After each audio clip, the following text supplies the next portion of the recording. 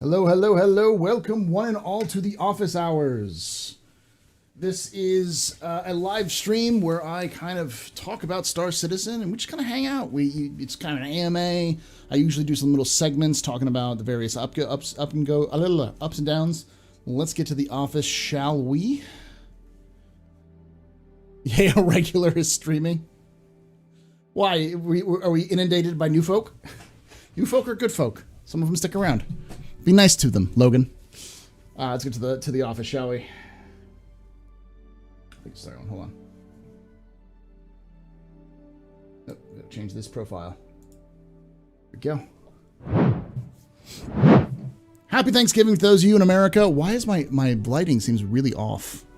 I don't know what's going on. Oh, I know why. Hold on.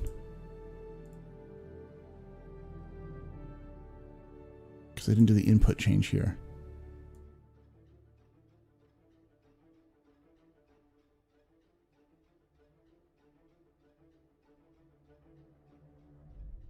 There I go. A little bit more flesh tone there. Happy Thanksgiving to those of you in America. Hopefully you had good food, good friends, or good family. Some are not streaming. Yeah, it's because it's Thanksgiving, so people are just hanging out with their families. Jack came home to us today. For those of you who don't know, pretty much after the day after I finished streaming on Sunday, or like the hours after I finished streaming on Sunday, Jack stopped moving. My black cat, Jack, Tuxedo. He was difficult breathing, and so we had to rush him to the hospital, to the vet, to an emergency vet, and they said, oh yeah, he's not peed in several days, so he's trying to die. So they managed to get a catheter in him, got him, cleared out, and they basically like, yeah, he's got bad kidneys. He's not in a good place. So luckily he kind of got a little bit stronger and is now kind of walking on his own. He's still a little lethargic, a little weak, but he's much more back to his normal self than he was in the past. So I'm going to turn that up a little bit.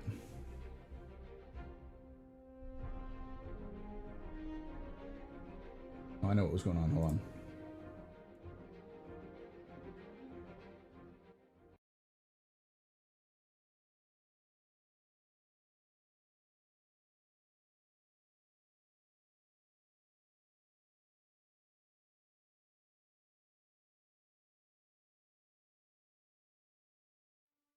There we go.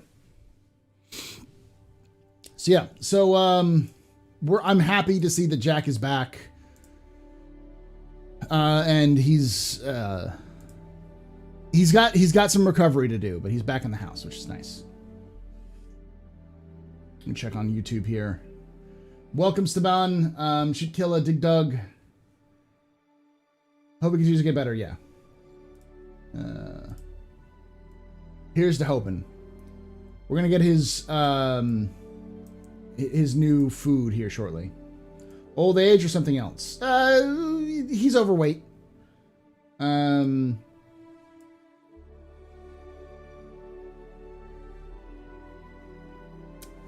That's likely it. But he's 9 years old. He's getting up there. Like most cats live to maybe 15, 16 years old. So he's about halfway through his life, and he's overweight. So. FYI, Verpul's having first Black Friday sale. That's nice. I'm not going to get anything Verpul related. Not because it's bad, but I just don't have that kind of cash because I bought a new camera. As many of you could probably tell. And I also bought a new monitor, 1440p. So my money is currently tapped.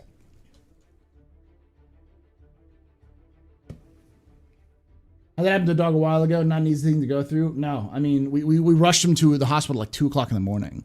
And, both of us thinking that our cat's about to die, I think the new Argo is good or for a smuggler to pick out cargo from a whole sea made easy. So, I can see the value of the raft in the future.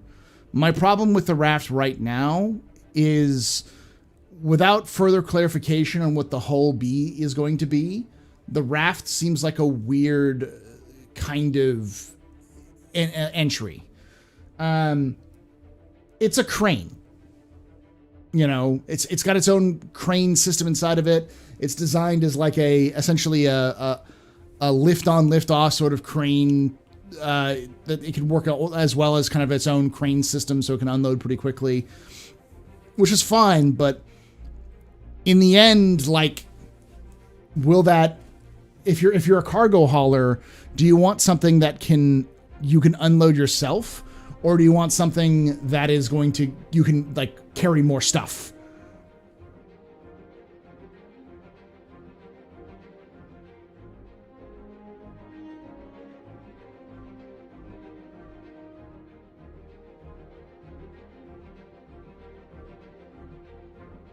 What annoys me about the raft is the tiny cargo to ship ratio. Yeah, it's pretty big.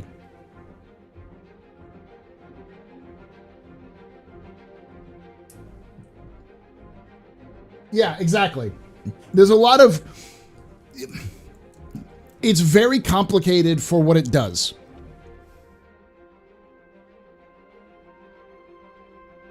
I mean, I guess it depends on the person, right? Someone might value the money spending hiring NPCs. I guess my problem is, I think a lot of people, there's no reason to buy it right now. There's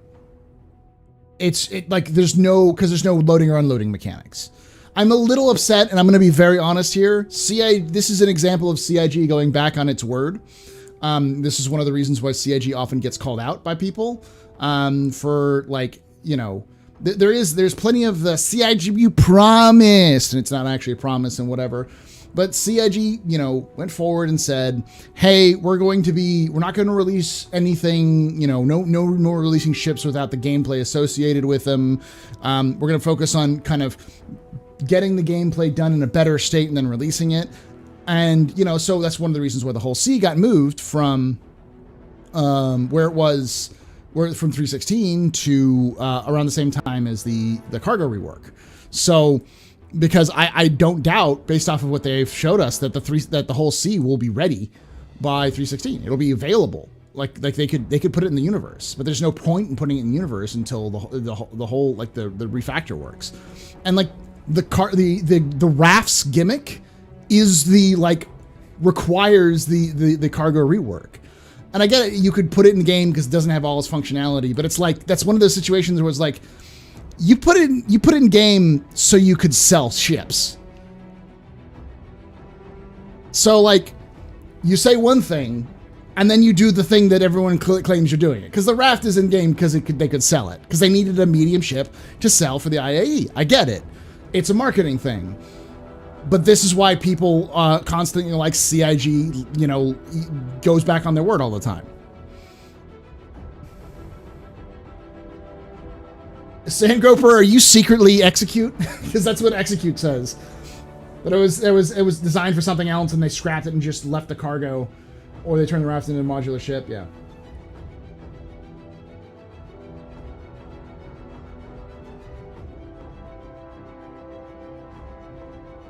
Love Tap. Thank you so much for that Twitch Prime sub for 3 months. You rock, my man. Shots and cheers. Is the volume okay compared to my voice? Just want to make sure it's not overpowering for the music, but you can hear the music. I'm thinking you can do refining. No, it's not doing refining.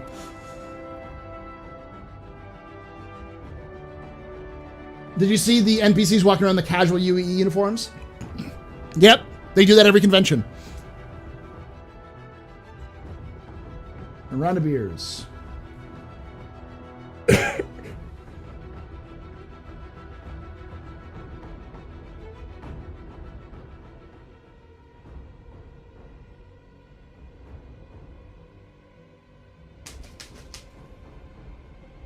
Another round of beers.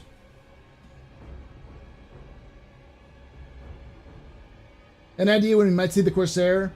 I would think possibly next year, but more likely the year after that. We'll see. Thanks for the Twitch Prime for 2 months there, Ionic. Ionic Force. Cheers, my man.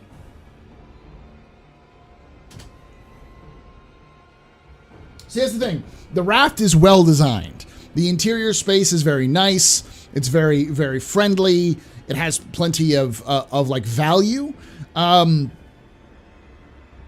But the actual purpose seems a little off. Again, I'm not hating on the raft. I think it's a beautiful ship, and the interior is amazing. CIG is just getting better and better at the interiors.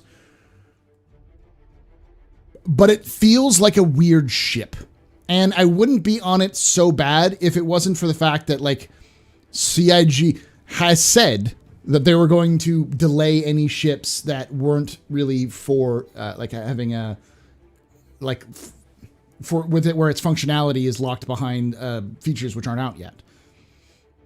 And I hate to be a dead horse in that one. We'll talk about the Argo cargo here a little bit more, but I don't want to go too much. Or the Argo cargo, the raft. So if I own a Freelancer Max, is it worth melting for a raft and using the extra money for something else? They're close in purpose.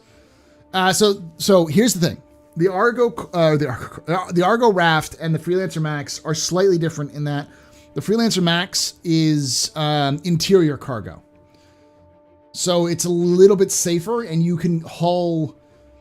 You can't haul as much, but you can haul like vehicles as well. So you still have that ability. We don't know if you'll be able to haul vehicles with the Argo Raft yet.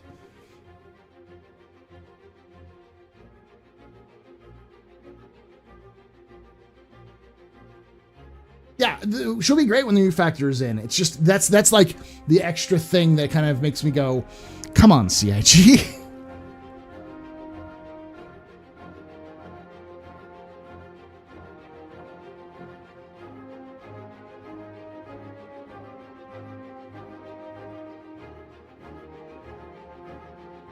Yeah, the Freelancer series also has a lot more firepower.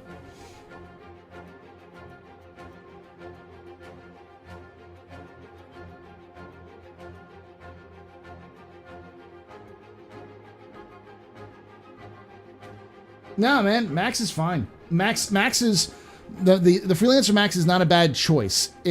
That's more of a nuanced choice. The reality is that the raft and the Freelancers are not even in the same category. The raft is competing against the whole B. The Freelancer Max is a completely different ship. CIG wants, CIG does this a lot. They like to put out false dichotomies for what the ships are competing with. The 400i is not a Connie competitor. It is not a Corsair competitor. It is a Freelancer and Cutlass competitor in the sense that it's a slightly above those two ships. It's kind of in a class of its own. But they kept saying it was a Connie competitor. Same thing with now with the raft. They're saying it's a Freelancer competitor or a Cutlass competitor. It's like it's more of a hulls competitor. It's a cargo ship rather than a merchant ship, like a trade vessel. That's not what the CIG seems to imply, especially with the interior cab. The raft seems to be a long-range ship. It can definitely go longer ranges.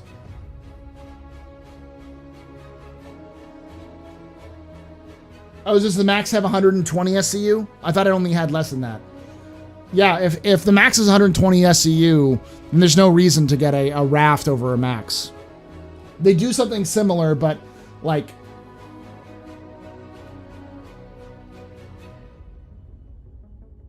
Is the raft competing against the hull A or B? Both of those ships are going up in price a lot. Buy your credit SCU when they come up. We don't know. They're either what's going to happen with the whole series is they're either going to go up in price or they're going to go down in cargo capacity, or both.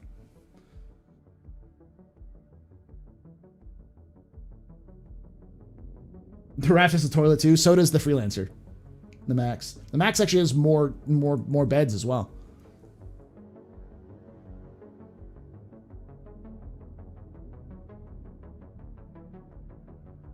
Hey, Paul, I've really enjoyed your lore tours this week. Great job. Thank you.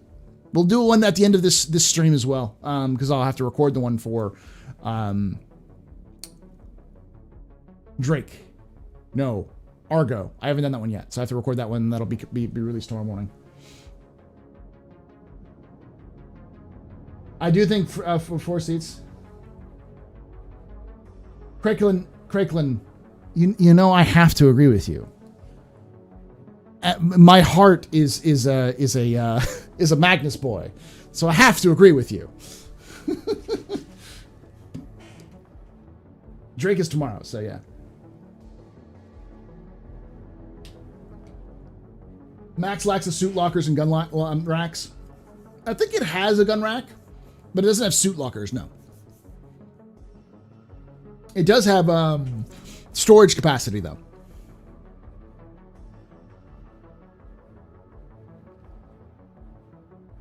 I was sitting in the back of the bus to enjoy the stream. I love Drake. I love Misk, but I like the Freelancer, but I love Drake. Thanks to the hype train, y'all.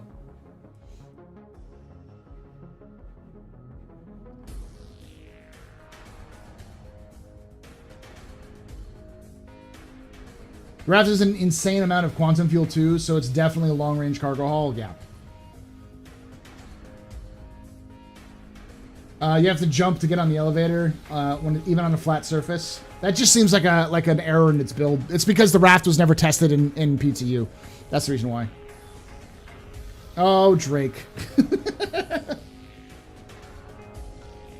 Can I throw a non-ship gameplay question? Go right ahead, buddy. That's why this is an AMA.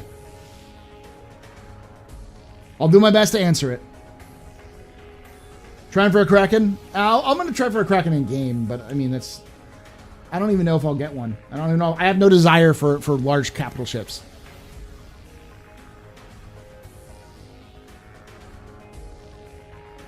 Good luck, though, Logan. Good luck.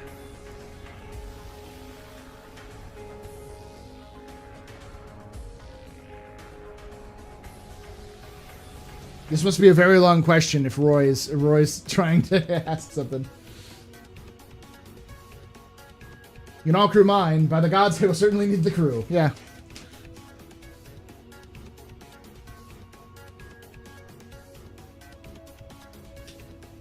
On Walla, there's a station called Good Times Temple, but when you click on it, it disappears. Walla becomes uninitialized and non-quantum jumpable. Is this a new spot for a bunker mission? I can't get there.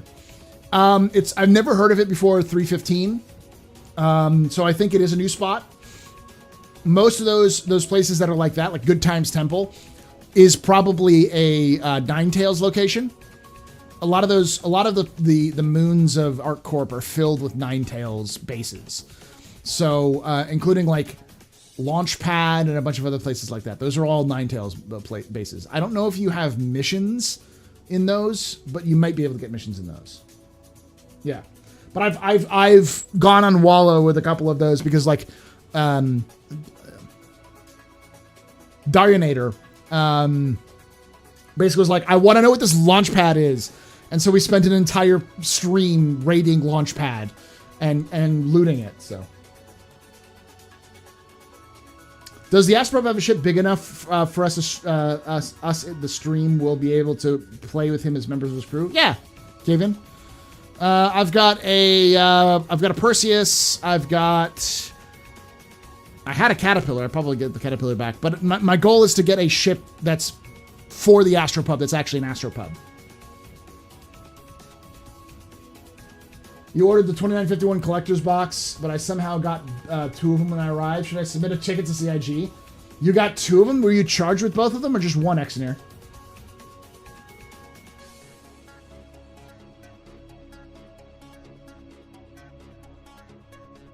Will Argo be going when I get home? Yeah, no, each. So every day on the IAE, on the floor. So Argo was introduced today at noon. So it's going to go until Saturday, or today at 11 Eastern. So it'll go until 11 Eastern on Saturday. And then it'll be replaced with I want to say miss. So.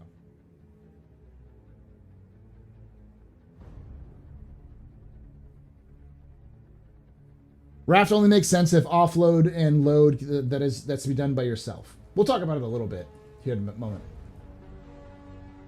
Merc missions like Ted's Playhouse is a nine-tailed hideout. Yeah.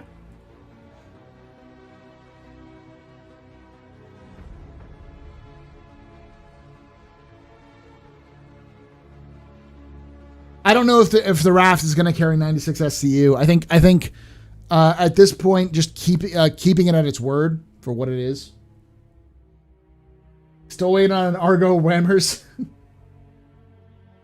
Endeavor bar attachment, maybe. Yeah, Drake is tomorrow. Saturday is Misk. Sunday is Best in Show, and Monday is Final Day. Plus, I think all manufacturers, like armor and weapons as well.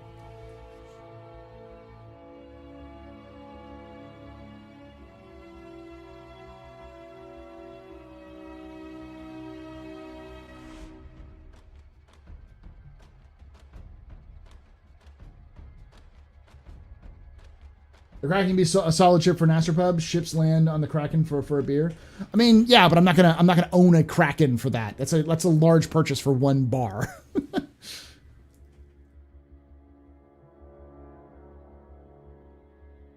Is the Dimension Starliner having a rework? If so, to what extent? No idea. Last I heard that there was some movement that it is getting re-looked at. More than likely, it's going to get a rework. But the fact that we have the old model on the holo table means it's not going to happen anytime soon. I would say the earliest we'd see it done is next CitizenCon, next IAE, but that's probably a gamble in and of itself. We do know that CIG is moving towards that because 317 has passenger missions. Now, the likelihood of the passenger missions extending to 318 or getting pushed to 318 is still pretty high. Anything that's in 317 could move to 318. But we're no longer gone are the days where CIG puts something on the roadmap and it just disappears forever. You're more likely to see it just pushed one patch away. I think this last gutting of the 316 patch, which was filled with mostly nonsense, was sliding and like all these different placeholder things, which were definitely placeholders at the beginning of the year. Yeah, that wasn't that bad. So those getting removed wasn't too bad.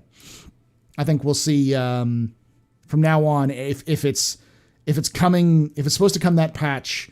If it doesn't make it, then it'll get slipped to the next patch. So more than just a pub, other areas as well. Yeah, but I don't want to run other areas. You got the crew collects a bunch of crucibles, link them together, and build the Astropub during streams. Well, the original idea for the Astropub was there was a pitch for the Caterpillar to have a recreation module, which had a bar, pool table, and some chairs and some tables. So if that actually happens, I will definitely be using a Caterpillar as the Astropub. Because all I got to do is turn one of the cargo bays into a dance hall, have a middle module be the recreation module, have the module behind it be a storage area for the bar, and then I can just fly to place and have a whole checkout since that's not connected to things. So happy Thanksgiving to you too, Dustin. Happy Thanksgiving to all of you in the United States.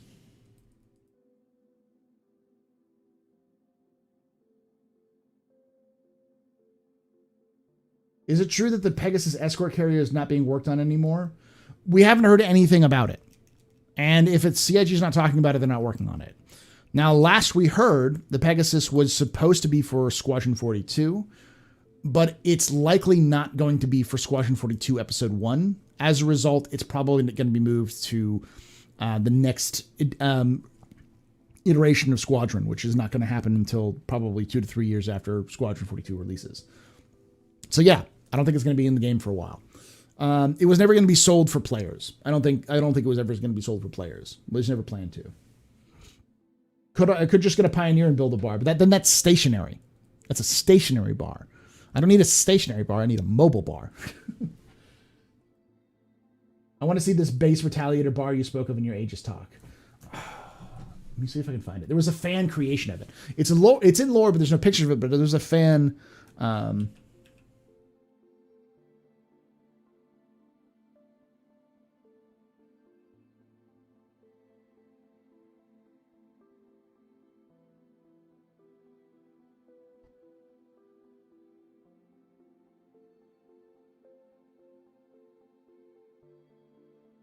You can find it's pretty old.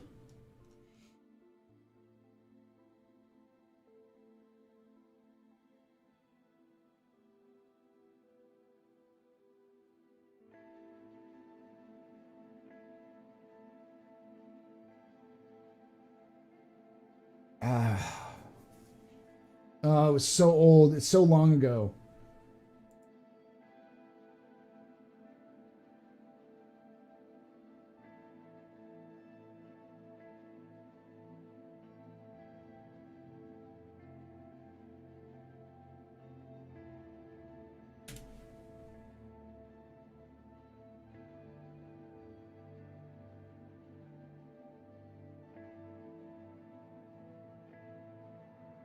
I can't find it.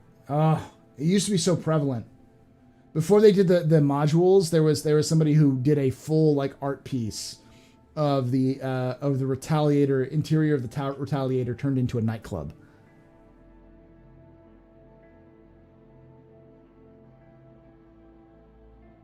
I'm not finding it right now. We're talking like 2014 kind of fan art. It used to be all over the place. I can't find it right now.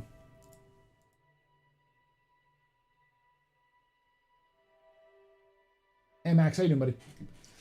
Genesis is supposed to be modular, sort of. We need a Cuddy Bar variant. I've been talking about the taco truck forever, man. That would have been a much better. I think that'd be a great concept. Not necessarily because, as I call it a taco truck, it's not really just a taco truck. It's not just a food place or a bar, but it's also something like that would also work for a shop front, like a mobile shop front, just like the Manual Merchantman, but smaller. I would love to see the Cutlass Purple actually be a thing.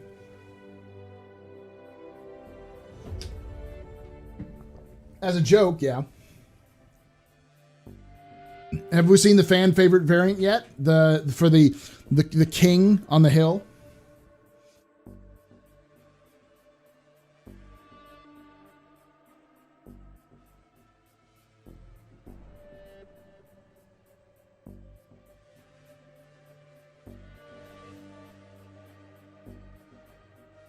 Cutlass Purple, the discussions need to die? Okay. Hey guys.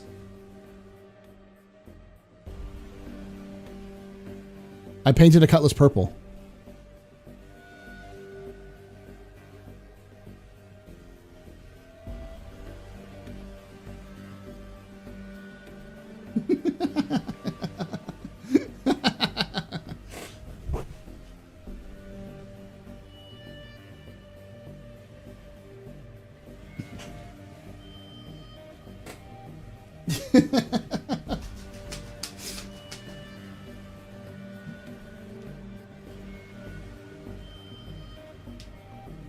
Yeah, it's X-Wing scale. Available at JR Design Fabrique.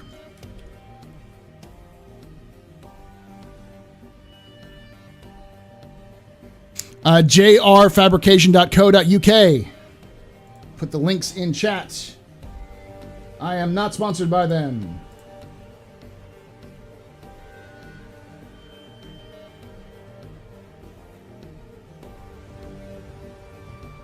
You can go there and get that's the 500 scale models. They have Carrick model. They have Cutlass. They have Arrows. They have Pisces. They have Freelancer Max. They have Cutlass Red. They have Freelancer Base. They have Freelancer Dur. All in that same scale.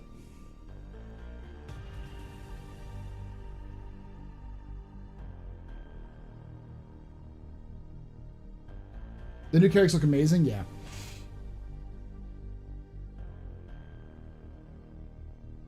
The artist known as personally known as Space Prince. Yeah.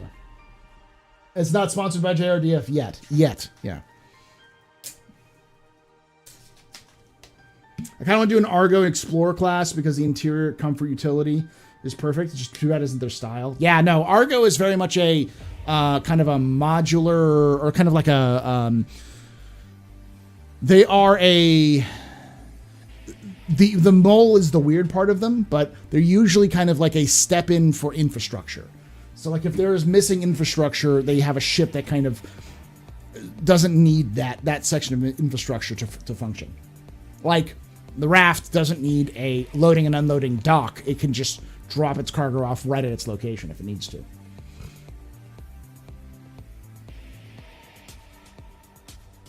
In 316, points of interest will come out. Does this include the Flysa wreck Turbulent made on for demo purpose? If so, does this also mean NPC pathing will be introduced into those in the demo?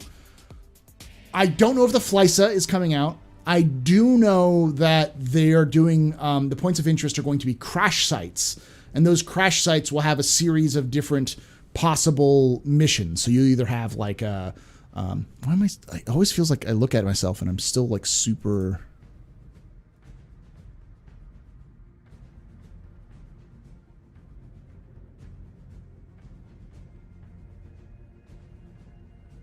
There we go.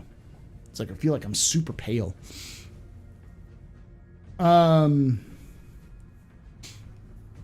What is it? There'll be various different types of missions for 316. So for the shipwrecks, it's either going to be like people are going to be wandering around, you have to fight them, or a jump puzzle, or some sort of maze, or there'll be some sort of challenge where by the time you get to the end of it, there will be like a big loot chest that you can get loot through. White balance is off? Nah, the white balance is fine. It's the color saturation is low. So I just have to turn up the color saturation. Sci-fi, you mad lad. 5 gift subs on Twitch. Thank you so much, my man.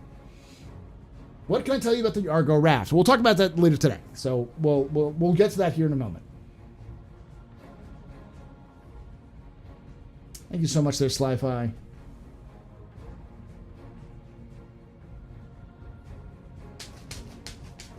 I look fine. I look fine now. Before I was a little bit paler. What happened to the cutter? We don't know. My guess is the cutter won't come out until salvage comes in.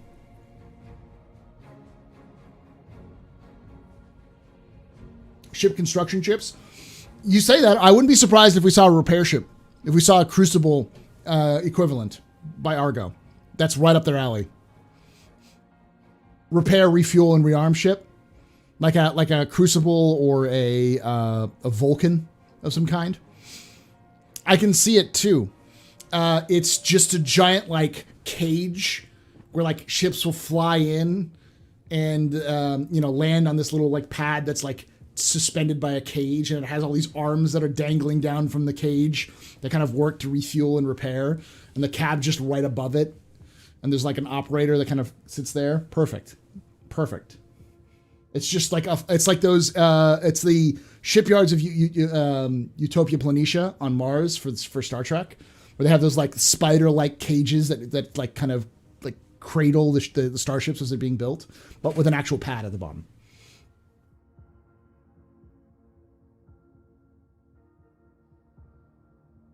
That's definitely up Argo's alley. Would make sense for a medium-sized repair ship between the Vulcan and the Crucible. Yeah, I think, or like a large, somewhere between a Vulcan and a Crucible in size. Something that's big enough to repair, maybe something even bigger. Because we really don't have a big repair ship. Something that can repair like freelancers and cutlasses.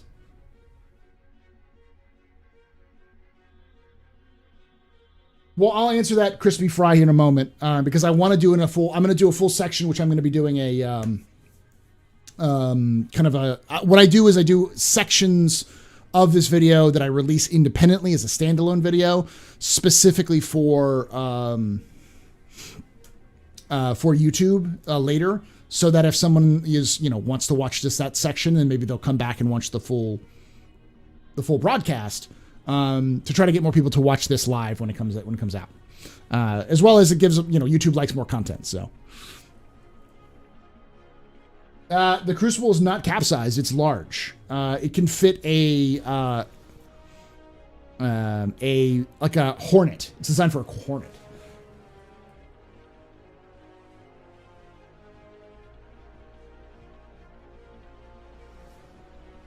Argo cap ship, mobile refinery with landing pads and prospectors.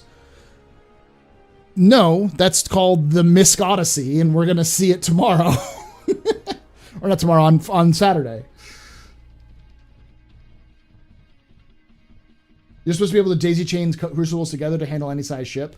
You're supposed to be able to daisy chain them to repair larger ships, but not necessarily freelancers and cutlasses and stuff like that. Because you're designed to latch onto the exterior of a capital ship and repair it with its abilities. Argo Repair Star.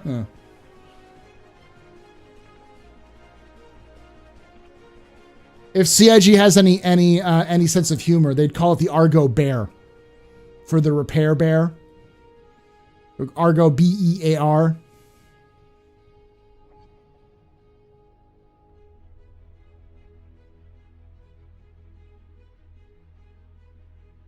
Waiting on CIG. CIG's not going to make more carriers because carriers require big crews, and big crews are something that CIG doesn't want to kind of create. All right, so let's get started with the Galactipedia stuff. Keep asking questions, and I'll try to answer them as best we can. And then we're going to move on to the Argo Raft. So let's get to the presentation real quick. There we go.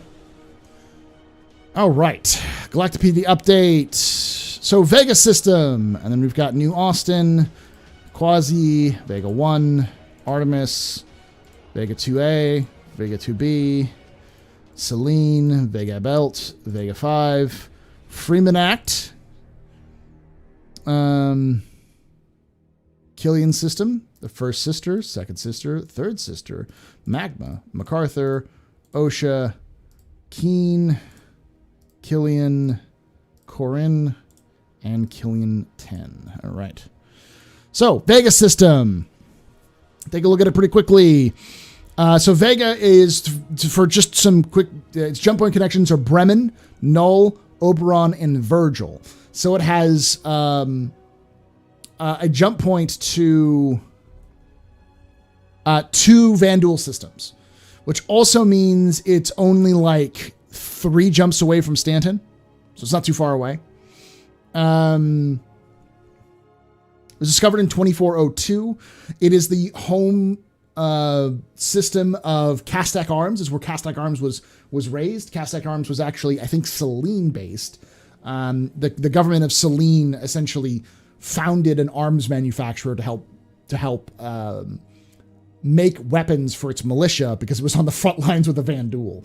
And eventually, Castak Arms got caught disabling early warning beacons from Vanduul space to try to drive up more sales. And before they got disbanded, they got purchased by a private entity and were able to keep going because Castak is shady as fuck, and I love him. But yeah. What do you think about CIG or Star Citizen finally getting more diversity and side grades for industrial ships rather than only seeing that in combat ships? I like it. I like it.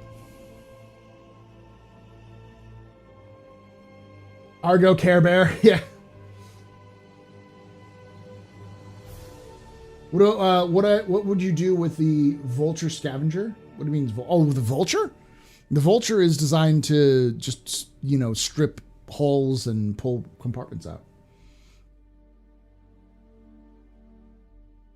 I'd like to see a large type of foundry ship in game. Yeah, that's there's definitely a refinery ship which we haven't seen yet, which is the one that won the 2019 CitizenCon vote. Which So. Anyways, Vega system is owning 2 planets that needed only minimal terraformation to be habitable: Selene and Artemis.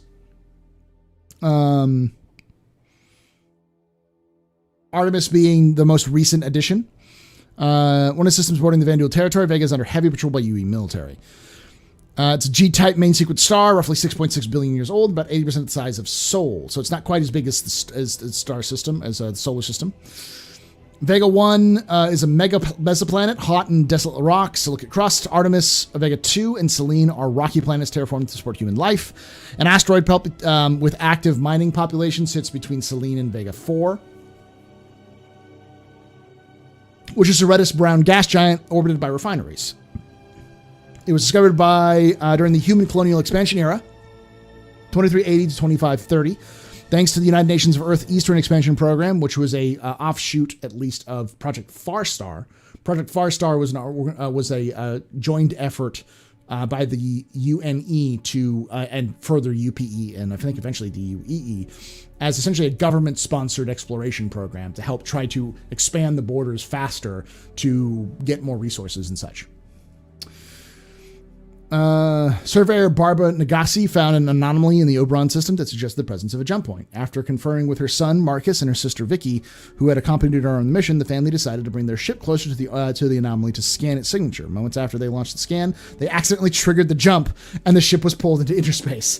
Thanks to Marcus's experience in navigation and Vicky's quick piloting reflexes, they regained control of the ship and safely guided it to a new planetary system. Once Nagasaki? Yeah, Nagasaki. Completed a survey of the new system. They safely traveled through a jump point the second time, journeyed to Seoul, and reported their findings for the UNEEP. UNEEP. Yeah, Project Farstar. There we go. This is an interesting one right here. Project Farstar was a founding of the initiative spanning its borders outward from the Virgil system. Terraforming companies and nav jumpers who focused on their exploration efforts in this direction were granted the priority funding from the UEE for their efforts. This led to the discovery and colonization of Terra, Tiber, and the Orion systems, among others. The program ran from 2412 to 2681, well into the Meso era, into the UEE.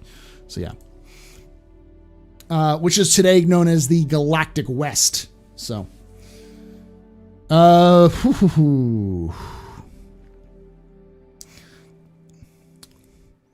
as expansion it continued, Vega became a crossroads between such systems as Orion, Tiber, and Bremen, and Terra. Vega 2 was largely settled by the military, while Vega 3 rose as a center of commerce and culture, receiving its recognition from the UE Senate as Selene in 2573. It seemed that the Vega system was well on its way to becoming becoming one of the most influential in the UEE. In 2712, however, its fortunes shifted. The Orion system only had 3 jumps away from Vega, was suddenly and unexpectedly lost to the Vanduul. The population growth stalled, sprawling construction projects built ahead of projected population increase were abandoned, and the economy entered a recession. In 2736 and 2737, Selene's situation became even more dire when the Vanduul wrenched Tiber and Virgil systems from the grasp of the UEE, putting Vega directly under the border of the Vanduul territory.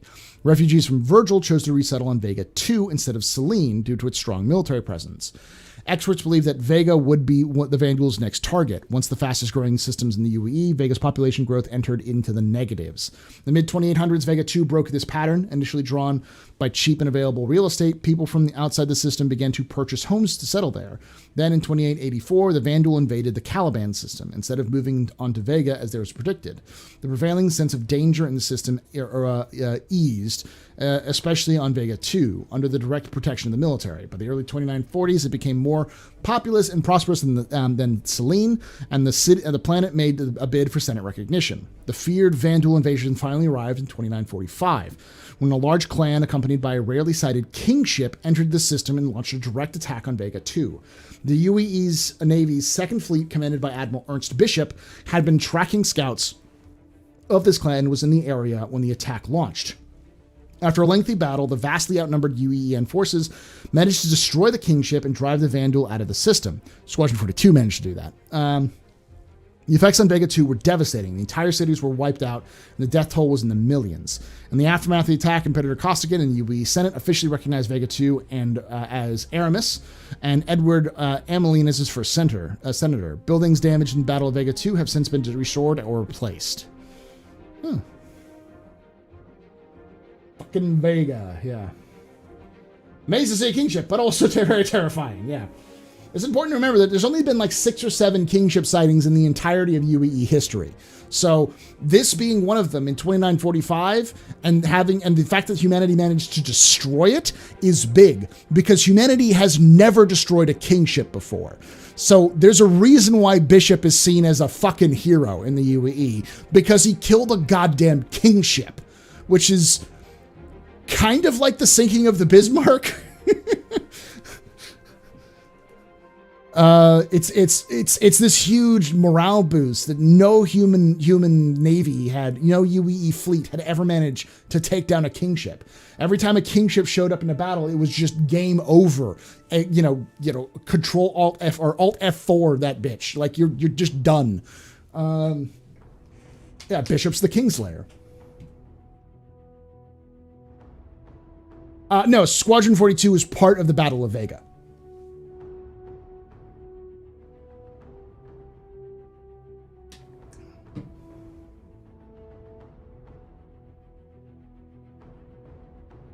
I'm not going to talk about it if that's a plot point in Squadron 42 or not, because I don't want to, like, spoil people. I know the answer, but...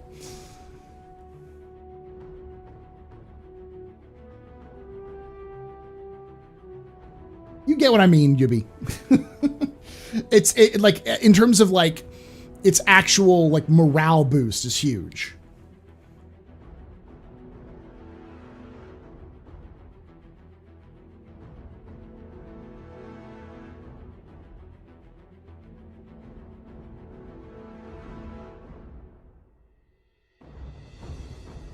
Is there a current living Mezzer descendant still around in 2951? If so, how popular is he or she? The last living Mezzer descendant disappeared at the end of the Mezzer era. She is presumed dead, but we don't know where she is. That happened in 2792 when she was in her 20s. So she could still be around, a combination of cryo-freezing and the fact that humans live longer, but she has never made herself known if she is still around. Or she could have had kids in secret, and those kids still are around, but we don't know. Bluesy, spoilers, the UEE isn't the good guys.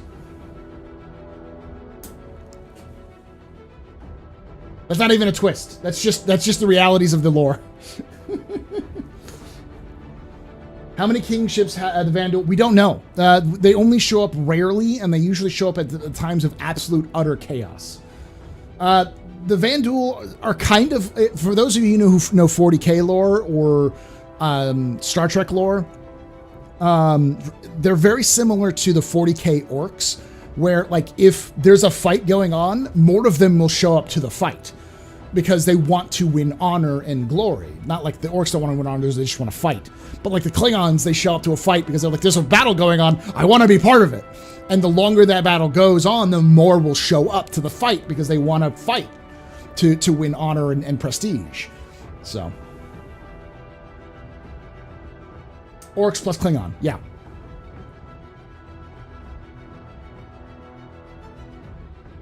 Clorks.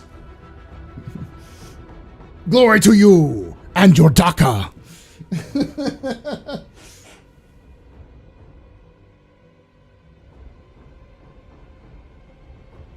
Like the Soltarans in Doctor Who. Yeah, very similar. The Vanduul do not have a sense of honor in the sense of like, they don't respect humans. Humans are beneath them. Every creature that's not Vanduul is beneath them. But they do have a sense of honor amongst themselves. So like the best warriors, the ones with the least amount of armor, because they prove that they are the biggest and baddest of their clans and don't need armor to protect themselves. Hand them a spoon.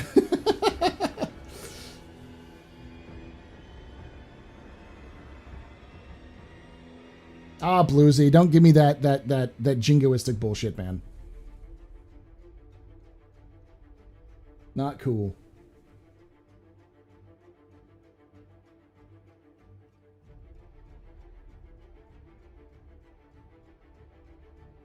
So the Retribution Dreadnought was specifically designed to take on those kingships. Yes. Retribution was a program designed to kill kingships because kingships had this stupid ability to show up at the worst possible time and absolutely fuck up human fleets. No, I get you were joking. It's a little racist, buddy. That's why I was saying just watch it.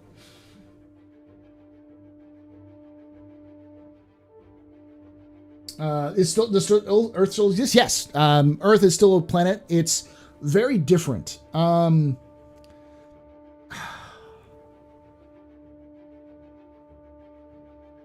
It's kind of like Earth is sort of like living in a town that's dying, but is also historical. It's like if you lived in a place with like Roman ruins or like old medieval castles from like in like Europe, but like the population is like half of what it was at the height of those time periods. So you've got a lot of empty buildings that are around that are like hundreds of years old that you don't really use and no one really gives a shit about. That's kind of what Earth is. It was overpopulated and then shrank dramatically. Like there are less people on Earth now in like 2951 than there are today in real life. Like less than 6 billion people. Like I think like 2 or 3 billion people live on Earth. Not very many.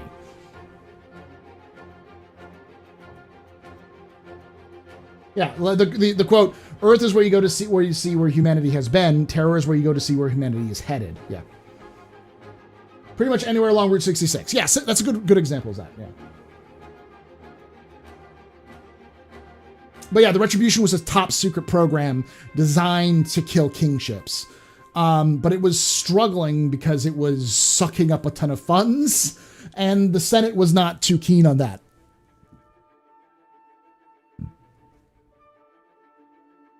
Sounds like Detroit? Kind of, yeah.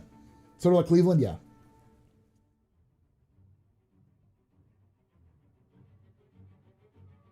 It's the ceremonial heart of humanity, but it's actually in a really shitty place in the galaxy. Like there's not many jump points that lead from Earth or from the solar system to outwards. So like Mars, Earth, the moons of Jupiter and Saturn, they're all still there, but they're not as valuable as, say, Terra or even like Stanton. Stanton is a much more populated and a more important system than Earth is in reality. Isn't Earth basically a museum, Star Citizen lore? It's more like Washington, D.C. If anybody who's been to America has been to like the mall, the Capitol Mall, and I think D.C. is actually a perfect allegory for it, because if anyone's been to D.C., the city itself is like any other city in America. It's pretty poor, though. It has a lot of other issues that goes along with it. But the mall itself is like historical. It's got museums. It's got monuments. It's like living history, and then it's also the center of like the government. And Earth is very similar. Like Earth in Star Citizen universe is not very well maintained. It's not bad, but it's old. It's mostly just like museums and monuments and preservations, but it's also the center of human government. So there's a lot of administrations there. There's a lot of like lobbyists who live there, senators, people who work for those senators, people who work for the government, just all over the place. There's a lot of like governmental research that goes on. Like Moscow is like the headquarters of a lot of linguistics and sociology. Like the premier Van Duel experts live in Moscow, because they've done a lot of translations and kind of studies of Van Duel societies for the military and for the UEE. Like pretty much everyone on Earth works for the government in some way, shape, or form.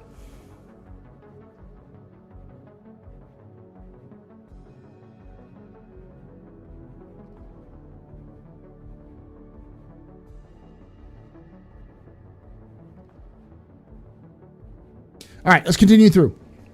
Vega is known throughout the UAE for its food. Selene's low cost of living and available land supports an urban farming movement in most of the planet's cities. In Titan, the planet's most populous city, Titan, Avenger, Planet's most populous city. So we've got Titan suits, the Titan ship, the Avenger Titan, and Titan the city on Selene.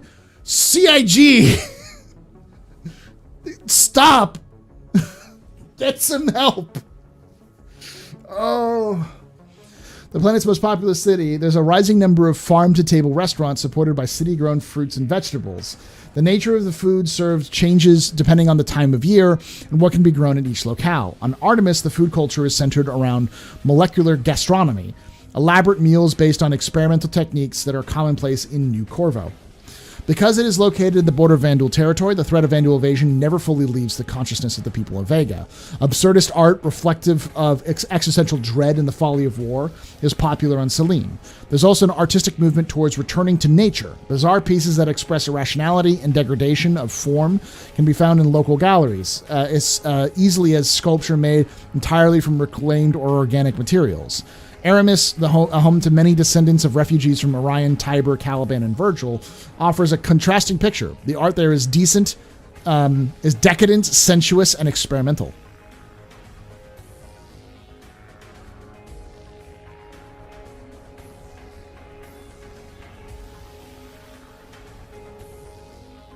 Jade, yeah, I know they want to do other mythologies.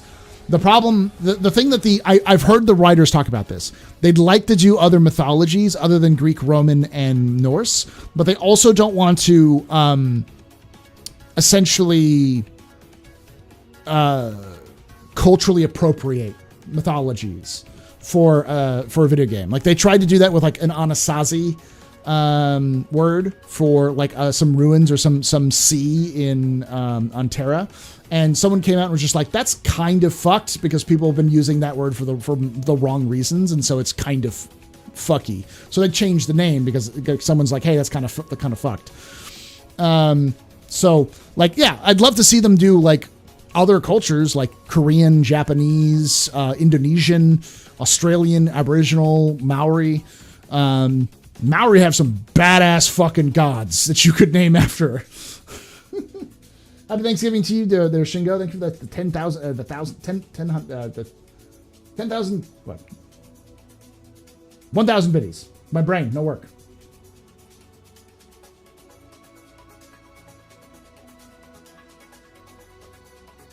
Got a Thule armor, which is racist. I don't know.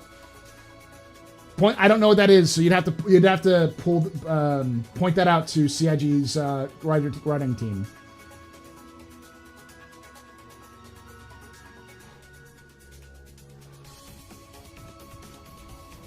Oh, a Thule?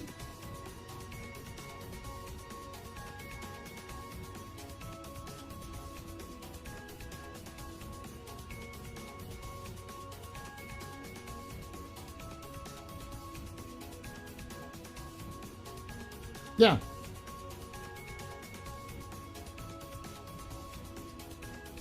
So damn if you did, damn if you don't. Well, kind of.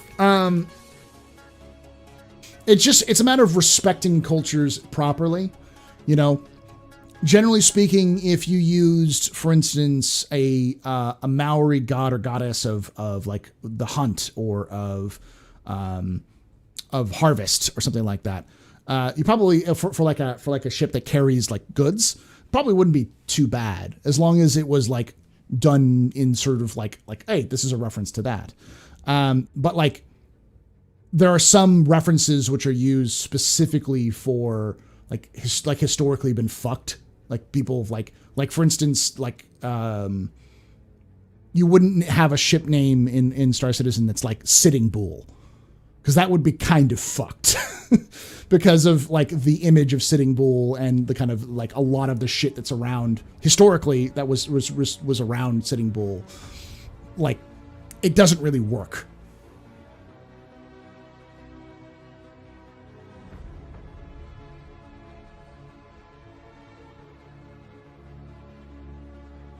Yeah, like Jade's. That's why it was formerly known as Ultima Thule was renamed. Like that's not a bad idea though. Like that you have, you know, they give the name to 2014 MU69. Its new official name, Akaroth, was named after chosen based off of the local Native American culture in Maryland. where New Horizons mission control is based. That makes sense.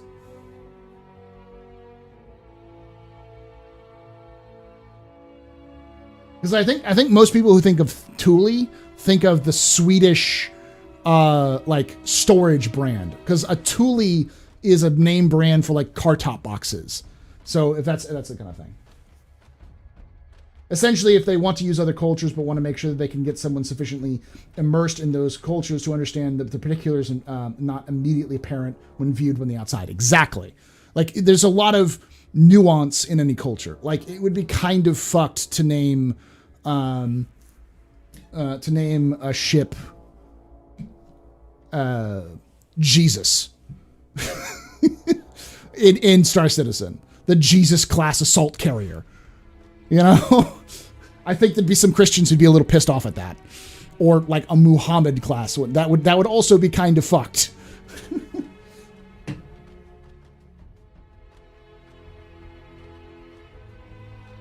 So it sounds like Vega's a place where we do have a company called Crusader. Crusader is a little different though. Crusader is it's a nod to Crusader No Remorse, which itself was a video game. It's a little different. There'd also be certain, yeah.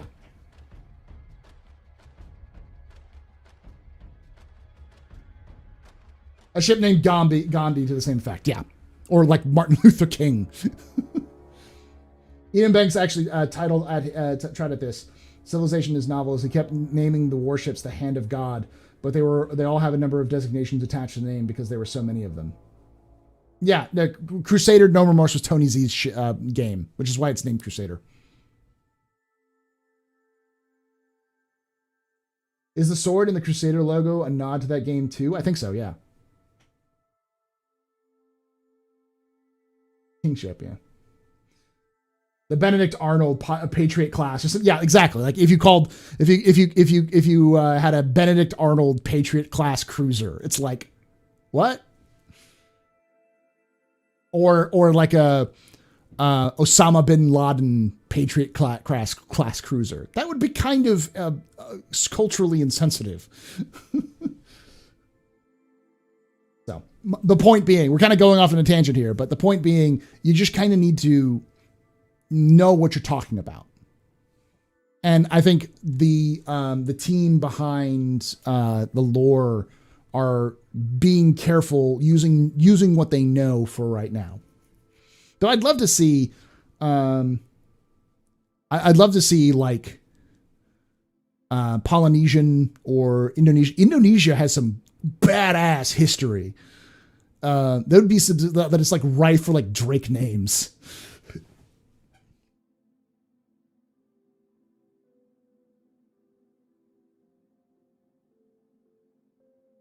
The issue with names isn't about the context of then of in the lore. It's more about the context of today.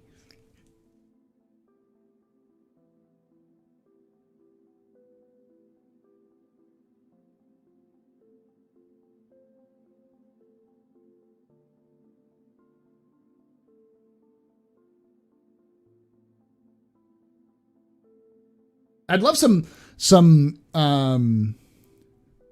names of ships that are in reference to, because like most ships are in reference to some other historical or mythological figure.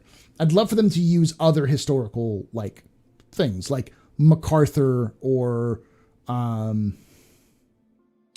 this may be controversial, but Schliemann would be a good name for a ship. I think a ship class. Dude was kind of an asshole, but yeah. I mean, they named the species the Xi'an, which is a city in China. Yeah, it's a little on the nose. I think they're trying to pull back a little bit from that.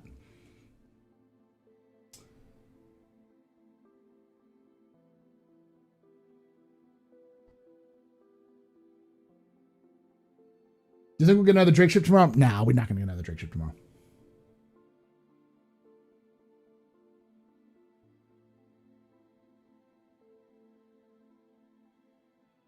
I'm waiting for Planet Vegeta.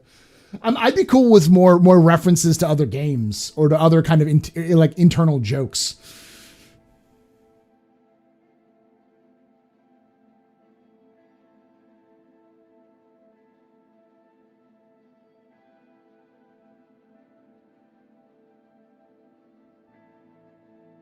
Like, I think it would be really cool to have like an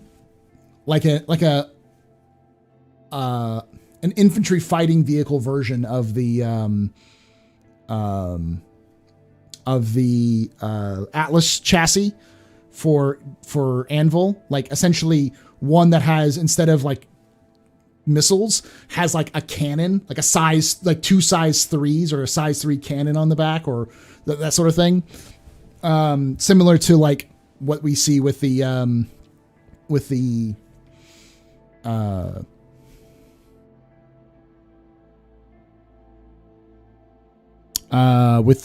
Nova, and have it called like the Zulu class, you know, which would work as well.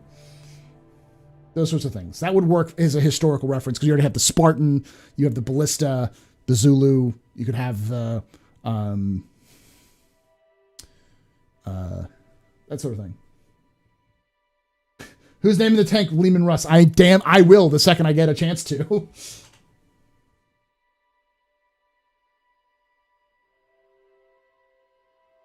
It's an interesting, we got information on moons in the Vega system before we knew about the planets. Do you think this might be a work starting on Vega? No comment. I can't, like, all right. This is going to be spoilers. I'm going to have to say it, because this is one of those things we're going to talk about. So if you don't like spoilers, mute, and I will go like this when I'm done, okay? So just note that. It's going to be very, very careful, okay? So I will say this when I'm done, okay? All right? 3, 2, 1. We're getting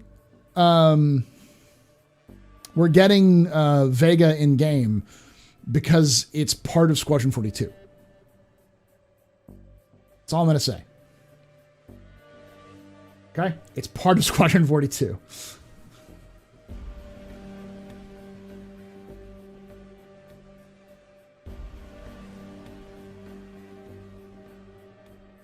Yeah.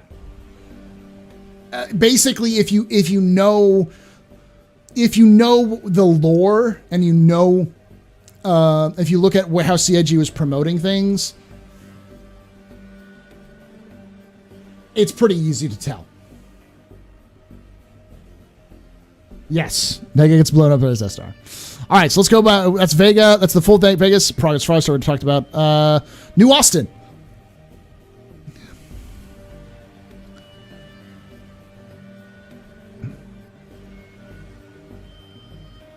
Oh, nice. New Austin City on Terra 3, and is one of the planet's initial colonization points, where the city of industry factories of New Austin are constructed to protect the natural beauty that surrounds it by blending the environment as seamlessly as possible. Businesses such as Origin Jumpworks maintain headquarters there, taking advantage of the lower cost of real estate compared to that of Terra's capital city, Prime. Its most famous landmark is the Old Hall, a former United Resource Workers meeting area that's situated in the city center. That's pretty cool. Quasi. This is the second largest city in Terra 3. It's located in the southern hemisphere of the shadow of the Nisi Mountains. Most known for the large complex of ancient ruins undiscovered in early in Terra's settlement. Quasi maintains the bustling tourist industry and is the home of the Quasi Institute for Xenological Studies. Summers in Quasi are relatively cool, while winters there are subject to more than 20 millimeters of snow per season. It's very cold in Quasi. Vega 1, dwarf planet. 200 degrees Celsius. Its inhospitable silicate crust covers a solid iron core, making the planet very dense despite of its small size. There was once a lava ocean on it. Aramis, Vega 2, terrestrial planet. Famous for a set of rings, the planet is sharply defined by 2 shepherded moons that orbit the inner and outer systems while minimally terraformed. It was initially settled only by human military to house the Army, Navy, and Marine bases. Its population expanded when refugees from neighboring systems fled during the fall of Virgil in 2737. Since then, the population steadily rose, and Vega 2 was on track for planetary recognition. After the planet was attacked by Vanduul during the Battle of Vega 2, it was recognized by the UE Senate on 10th of November 2945. Today, while it's not fully recovered from the attack, Aramis has both a strong military presence and a growing population of native-born civilians and descendants of refugees. The city of New Corvo is developed into a center of commerce and experimental cuisine. Vega 2A, the moon of Aramis, Vega 2. Icy surface remarkably smooth in some locations, is bright white and highly reflective. Jets of frozen water containing silica and salts that blast from the moon's many cryovolcanoes sometimes escape orbit and become part of Aramis's rings. The rest of the water turns into snow and falls into the surface. There's a moon like that in Stanton. Which one has the cryovolcanoes? Is that Yella or is that Delamar? Or Cellin? Isn't it Cellin that has the cryovolcanoes? Lyria. Oh, Lyria. Yella is made of water ice, but I don't think it has cryovolcanoes on it. Did New Corvo also get accused of murdering the Empress?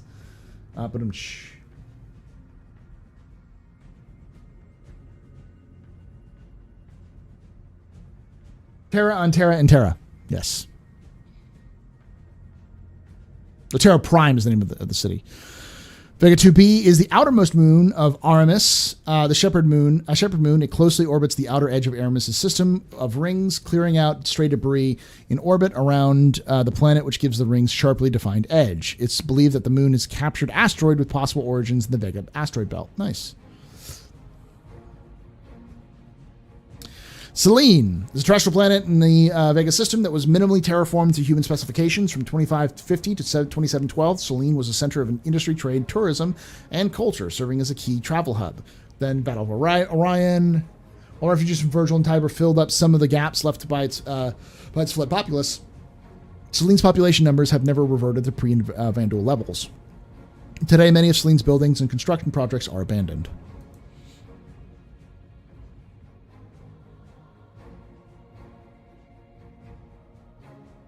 Vega Belt, so this is, again, we talked about this. Permanent installations are less common, however, due to Vandal raids. All right. Gas Giant, this is a gas giant where they have many fuel refineries around it for Vega 4. I think you should probably have a name for it at some point. The Freeman Act, this is a new one. The Freeman Act is a piece of legislation passed cooperatively by all governments in Seoul in 2281. This is before the UNE. That created a lottery system to grant land and mineral rights to potential colonists of the Croshaw system. Revenue generated from the lottery was used to fund ongoing terraforming efforts. Winners of the lottery were granted one-way tickets to the system eligible for use for the terraformation of Croshaw 2 was completed. The success of this program convinced governments of Earth to form a new one-world government called the United Nations of Earth in 2380, so 100 years later. We did an entire video on this for the Lore Citizen. It's actually the first Lore Citizen we did. We essentially talked about how or the second Lore Citizen we did, the kind of expansion of humanity away from the solar system is very important to understand because it was fractured. There was, the expansion was hodgepodge and spread out. You had nations on Earth, nations in Mars, floating stations of their own sovereignty, nations with their own sovereignty on planets and moons, on the outer systems. So there was really no one unified human effort. And so you had corporations and countries sending out exploration vessels and claiming areas and then selling them to other countries for profits. And it just got messy because, like, who has the territorial rights? How do you deal with arguments about, like, who has the legal rights to be there and so on and so forth?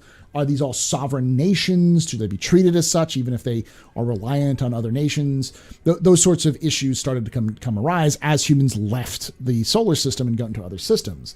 That's why the UNE was formed. It was essentially like, we're getting too crazy and we are getting too fractured. We need to kind of come back together. Not everybody liked that, which is why we have the unification wars. But Lyria has cryo geysers? Okay, yeah.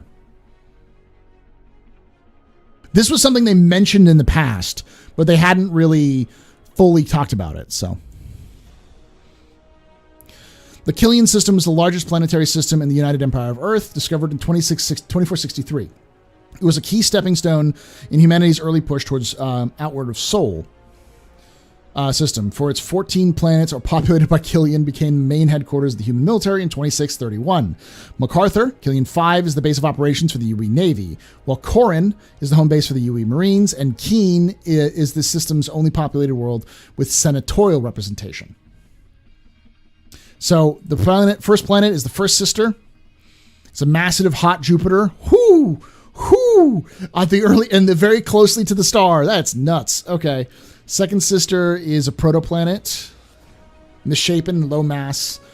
Theorized that the Second Sister was trapped in orbit by the First Sister and was passing through the system. The UE Navy used the Second Sister as testing ground for weapons due to its access. The Second Sister was restricted. It's also known as Bullseye, if I remember correctly, is the name of the Second Sister. The Third Sister is... Are these fucking Star Wars references? Is this some motherfucking, like Star Wars references up in here? Later, Yubi. Thanks for hanging out. The Third Sister is a protoplanet in the Killian system that orbits the system's sun in the L5 Lagrange point of the hot Jupiter of the First Sister. Glittering patches of ice can be found dotted across the surface because the UE Naval uses the Third Sister for testing ground for weapons. Landing is prohibited. So these are all just weapons platforms. Rebels references, yeah. Magma is a highly geological active planet in the Killian system. Rich in rare minerals, magma is the most active mining area in the Killian, despite its frequent earthquakes. Lakes of lava often form and drain in the aftermath of volcanic eruptions and other tectonic activities, making construction permanent installations very difficult. Then we got MacArthur. MacArthur is the fifth planet in the sun in the Killian system, United Empire of Earth, and serves the main headquarters for the UE Navy. Soon after the planet was terraformed to human specifications, the Navy constructed boot camps known locally as forges, officer training programs, flight academies, medical centers, and other facilities there, including dry docks, because this is where the Retribution was built. The planet is orbited by sprawling space docks and shipyards operated by major spacecraft manufacturers, included Anvil Aerospace and Roberts Space Industries. This is where pretty much all of UEE military ships are built these days. There is one exception, which is the Bengal carrier. And I believe the Bengal carrier is made both in the Killian system and on orbital space docks in the Lagrange L5 point, I think, around Earth in the Sol system, which is the oldest floating space dock in human history because it's been owned and operated by Roberts Space Industries for like 600 years. So... it's a huge, sprawling complex. Holy crap. Hi, Paul. I hope you're good. I'm doing good. How are you doing, Nubifire? We need more turkey. Yeah, we had some good fun. You thought Person Dynamics bad. You should see the UE military. I heard you're starting to stream soon, Nubifire. Is this a YouTube stream, right? Not a Twitch stream? Forges like Forge Worlds, the Emperor approves. Yes. You'll do both? Sweet. So everyone should follow Nubifire. It used to be a joke that you should follow Nubifire on Twitch because he never streamed, but now he's gonna stream, so go follow him. So follow him, watch him. Nubifire, fantastic dude. Let's look at some of these things. Gotta name my trades the Von Mises and the Murray Rothband. Yeah. Precious. Goliath. Elon Musk, Donald Trump. Kind of like renaming a capital ship the Bismarck, yeah. In a galaxy far, far away. I'm up to 2,700, never live. It's insanity. Nice. Noob, astromorphologist, my holy trinity. I'm glad I'm part of that cast of much better YouTubers than I am. Much better creators than I am. All right. So yeah, so Killian, like, MacArthur is a big one. So we already talked to the Killian system. OSHA! Settlers of the Osha were members of primarily of the UE Navy, support personnel due to its proximity to MacArthur. While most people on Osha are connected to the military in some way, the planet has developed a strong music scene thanks to varied cultural influences of its inhabitants. Then Keen. Keen is a terraformed planet located in the 7th from the star in the Killian system. A civilian world, Keen is home to many offices and showrooms for spacecraft manufacturers, along with military-aligned corporations and independent businesses. A majority of the supplies needed by the UE Navy base at MacArthur are manufactured on Keen. A population spiked after the Battle of Orion, forced humans to flee the Vandul and seek protection of the military. A second wave of refugees occurred after the fall of Virgil. Killian 8, I think, is a smog planet. Okay, so here's a little thing about smog planets. Smog planets in lore are unterraformable. So Venus is considered a smog planet in the Star Citizen universe. So for some reason, they can't seem to make smog planets work with terraforming technologies. They're still trying to make it work, but it's very difficult. That appears to be covered in a tropical ocean made of water. However, the liquid of the planet is a mix of hot, high dense, and volatile fluids. Due to the high pressure atmosphere and the danger of the ocean presents, it's extremely dangerous to attempt landing on Killian. 8.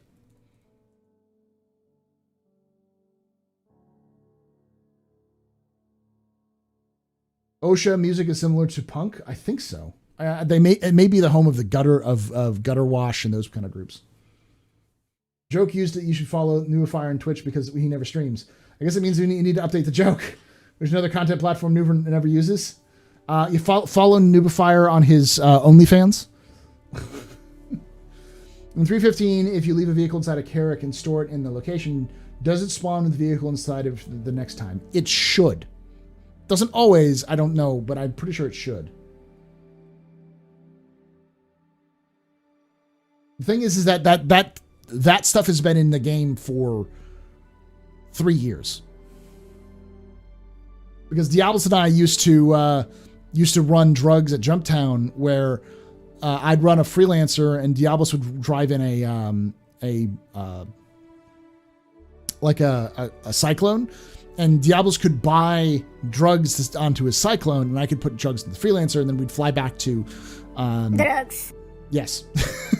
We'd fly back to, what is it called?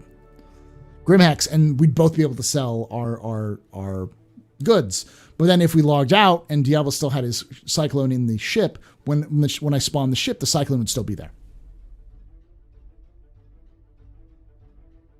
That was back Everybody during the and his dog Wars. calls himself an outlaw. Yeah, that was Jumptown Wars. In lore, are the Vandul like cannibals or something? Not really. The Vandul do seem to use this gray paste. They turn everything into this gray paste that they then use for food and also for building. So it's hard to tell. We don't have a lot of that information.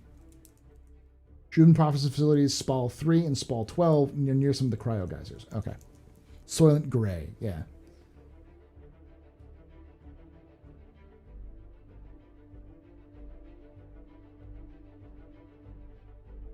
They're struggling to dump a few million tons of ice and throwing some bacteria and plankton on Venus in the 2900s. At least in lore, the way there's like the stuff that they would use to terraform doesn't seem to stick.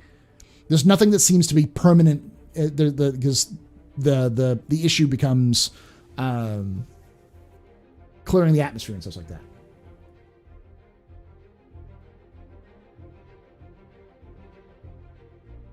Wasn't MacArthur teased in Invictus about making a new ship? Yeah, about Anvil making a new ship in MacArthur, which I think is supposed to be the Liberator, but it could be something else. Corin. Corin is a mesoplanet owned by the UE Marines, located far outside the Green Band. Surface conditions on the planet are very dangerous for anyone without protective gear. Marines maintain an extensive underground base used as their headquarters and primary training ground. The exact nature of their training is well as a well-guarded secret, but many believe the planet's inhospitable environment factors heavily into it. A full Marine battle group patrols the area around Corin at times to prevent unauthorized access. Yeah. So Marines are both the same kind of Marines we would see today in the Royal Marines or the U.S. Marines or other, as a kind of a subsection of the Navy, but they're their own independent force as well. So Navy vessels always have Marines on board who are UEE Marines, but the Marines also have their own battle groups. The Marines are kind of like a special forces to the max. So you'll have like a Marine carrier group, which is operated entirely by Marines, and they're designated for top secret, highly dangerous missions to accomplish. Expeditionary Force, kind of. They're. It would be like if the Marines had their own aircraft carrier fleet, like a fleet with like aircraft carriers and destroyers and cruisers, like operating themselves. Also crayons. Don't forget the crayons. You can never forget the crayons. Space hummus, yeah.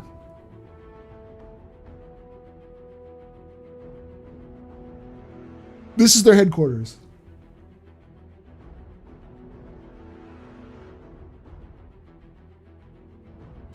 Killian X-10 is a dwarf planet. Tiny and frigid, nitrogen and methane ice coats the surface, peppered with craters and cracks since 2941. Mineral rights to the Killian 10 have been tied to the UE courts, so no industries have been established themselves into the rich planetary resources. Killian 10 is so far the fuck out in the system that it like the best human exploration vessel, the Carrack, took like a year to get there. So like Killian 10 is super fucking far away from humanity. Even with the best technology, it's still a fucking far away. I may be confusing Killian 10 with the Oort cloud, but Killian is a huge system. I don't think it has. Let me look up the Killian system's size.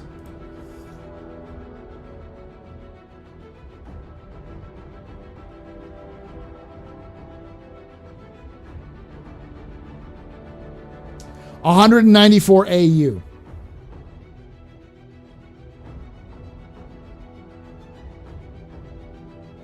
Oh, I'm not even done. There's also Killian 11, 12, 13, and 14.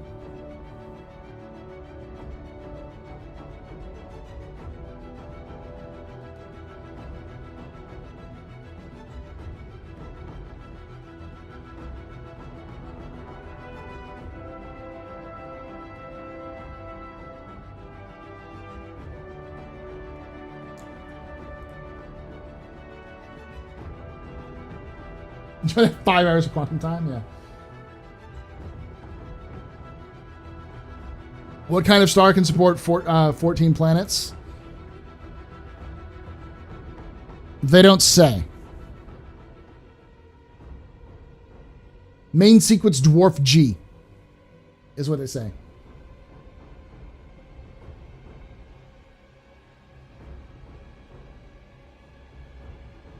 Bolon is on my Bolon drive, yeah.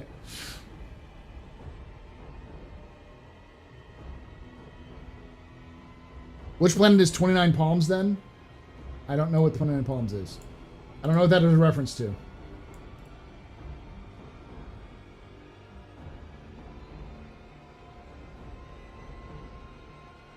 Oh, that's Corin.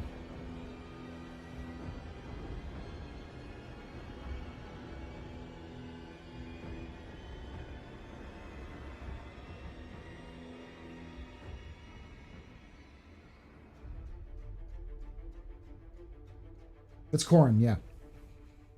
I bet it's 29 Palms. It's a nice place. It's very local. Locked in drive. Bolon, better off logging out now. Yeah. All right. How big is Stanton for reference? 4 AU. Stanton is 4 AU. Killian is the biggest system in human space, in UEE space. It's 194 AU.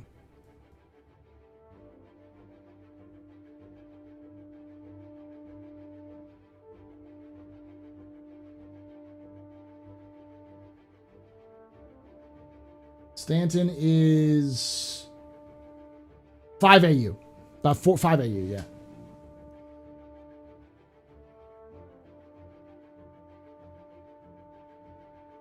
Yeah, you complain about travel time now. Pyro is 13 AU, yeah. It's like 13 or 14 AU. It's like double, over double the size of Stanton.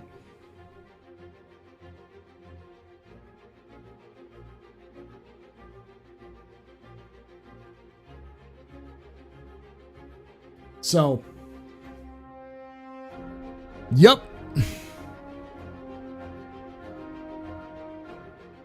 There's a reason why they're working on stuff. Yeah, there's a reason why they're working on various activities and other things to do before you can do this. Now, it's also important to remember that Killian is a weird system because it's so big, but most of the jump points are within the local, like within the inner solar system. So there's no real reason to go to the outer edges of the Killian system unless you want to explore. Whereas with like Pyro, for instance, it's pretty long across, but I don't imagine that the jump points for the various systems from, say, Pyro to Stanton or Pyro to Nyx or Pyro to Virgil or any of the other systems, I can't imagine those are very far apart from one another. I think the average distance between jump points is going to be more similar to like one side to the other side of Stanton, like about 4 AU, 4 to 5 AU at max. But like, if you're going to be in that system for a long time, you may have outer reaches that'll be difficult to do. So, how does one get to the Killian system with a jump point? You don't. You'd have to use quantum drives, and it would take literally thousands of years using the best quantum drives because they're so far apart from each other. Jump points are required to get to any of the systems. Who knows? There may be jump points in the outer system. Yeah, there could be, because that would be a prime real estate to put a jump point because it's so fucking far out there. There has only been one ship to ever reach the Oort cloud, the outer, space debris of the Killian system, and that's the Carrack. And it was purposely built to go to that far. The first Carrack went all the way out to the Oort cloud to study it. It was the first ship to ever achieve that.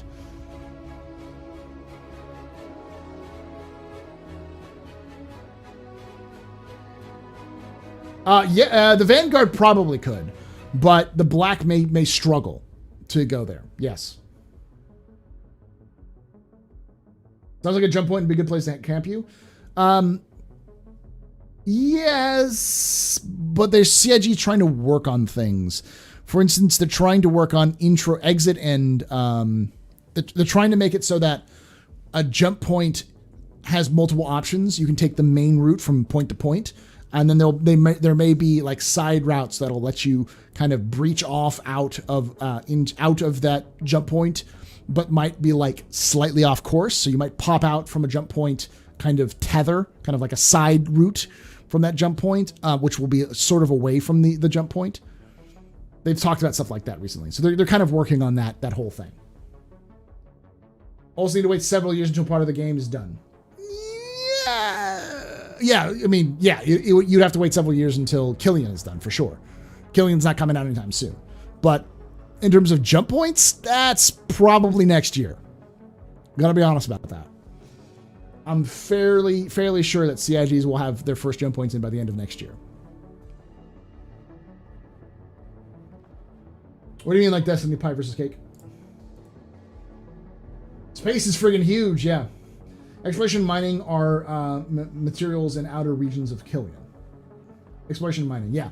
But most of the mining stuff is automated. What the hell does that look like in game, traveling from one end of Killian to the other? In game, that would probably be literal days of quantum travel. Well, if the arc map is up to date, most of the jump points in Pyro are far out. Yeah, but they're far out. They're not far away from each other. They're far out, but they're far out pretty close.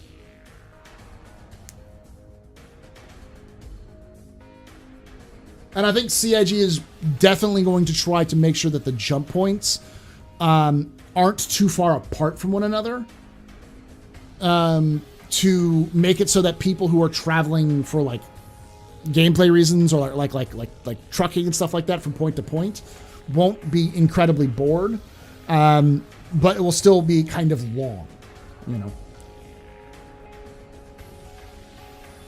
Can the Raft be used as a multi-crew vessel? Yeah, it's essentially a multi-crew vessel. It's a 2-player. We haven't talked about the Odyssey yet, no.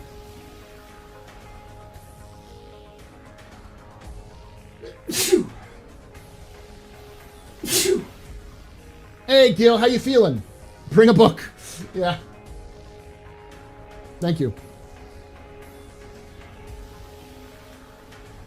I've been sneezing all day. I think it's because Jack came home today, so my kitty cat came home from the hospital, but he's been around like dogs and other cats, so my hay fever's going nuts. QT travel, like everything else, subject to change. Yeah, I'm pretty certain CIG is going to build the gameplay so that it's going to be a significant amount of time to travel, but it's not going to be such a significant amount of time that you're going to be shouting for the mug for my Elite Dangerous fans. You're not going to be doing that kind of run every single time you go on a haul mission. But I'd probably still take you about 20 minutes, 10 to 20 minutes to go from one jump point to another. So like a 6 or 7 jump route will take several hours.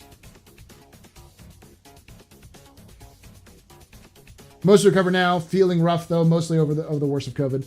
Yeah, I heard you're like, you got the I'm feeling better, and then it just punches you. After you feel better after 3 days, and it punches you. That's a pretty common effect. The outer killing planets, it'll be interesting to see if we can QT while offline and go long distances, at least in that system. Probably not. Maybe the pool tables will be working by the time we get 20-minute jump points. I don't think jump points themselves are going to be 20 minutes, but I think the travel between jump points. Say you're going from Stanton to Nyx, you have to go through Pyro, but if you go from the jump point in Stanton to Pyro, and then going from that jump point to the Pyro Nyx jump point will be about 20-minute journey would be my guess. So if you were in, say, Hurston, and you took about 20 minutes to get to the jump point, then about 20 minutes from Pyro to Nyx, and then from about 20 minutes from the Pyro from that jump point to Levski. So it'd be about an hour to do that travel, which would be about right.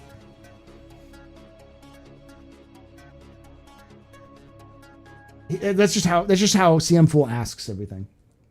I did just get some napkin math. The average quantum speed is about 2.2 C, which currently would mean that it would be about 1.5 IL days in quantum to reach that distance. Yep. Serious question. Has it ever been described about how space toilets actually work? Does that stuff get recycled or just dumped out into space? Depends on the systems. I don't think they've fully mapped that out yet, but I'm assuming that some systems are just dump systems, like, say, Drake, but some systems, like, say, MISC, probably have recycling systems. Are you a fighter? Will the Raft be a good upgrade over a Cutlass? If you already have a fighter, that's not the Cutlass? Yeah. Yeah, it's a cargo hauler. You'd have a lot more. The Cutlass is a much more multi-purpose because it can fight, but it can also trade. The Raft is pretty good. We'll talk about that here in a moment. But space toilets blow the poop towards the Vanduul.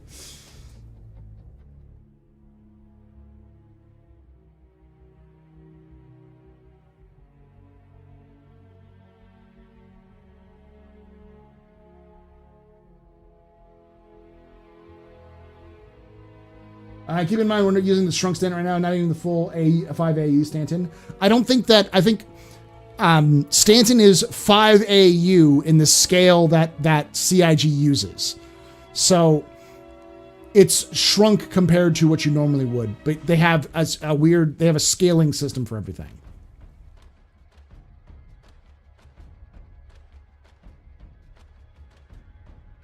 Vacuum section, realistically solid waste is dumped to be burned as trash in atmosphere. Liquid is recycled.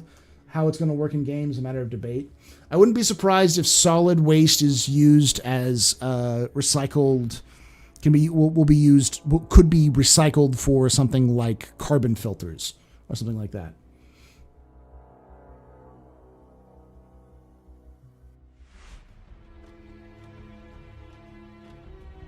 Origin processes your pee into fine wine. Yeah, planets are 1/10 scale, moons are 1/6, and the distances are 1/10. Yeah. For space fluids are eject refuse, we will not be able to use them in green zones since they could currently limit its form of bombing. There's the thing. Green zones will not always arbitrarily prevent you from shooting. In the near future, green zones are simply a place where if you do smuggle a weapon or if you fire a weapon, you will receive higher penalties and or immediate death. So dropping poop over, say, Area 18 will probably get you a fine.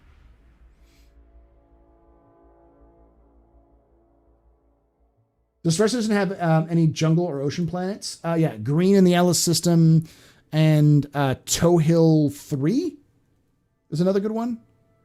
To a degree, Terra has some nice jungles on it. Yeah, it definitely does.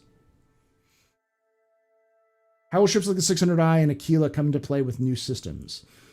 What do you mean? Like they're like as exploration ships? They can go a long fucking way without refueling.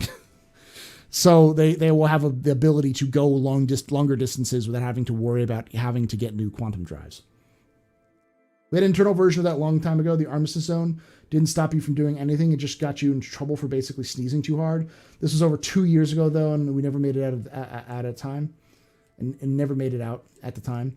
As far as I understand, the reason why the green zones haven't been implemented the way that they want to be implemented is because of twofold.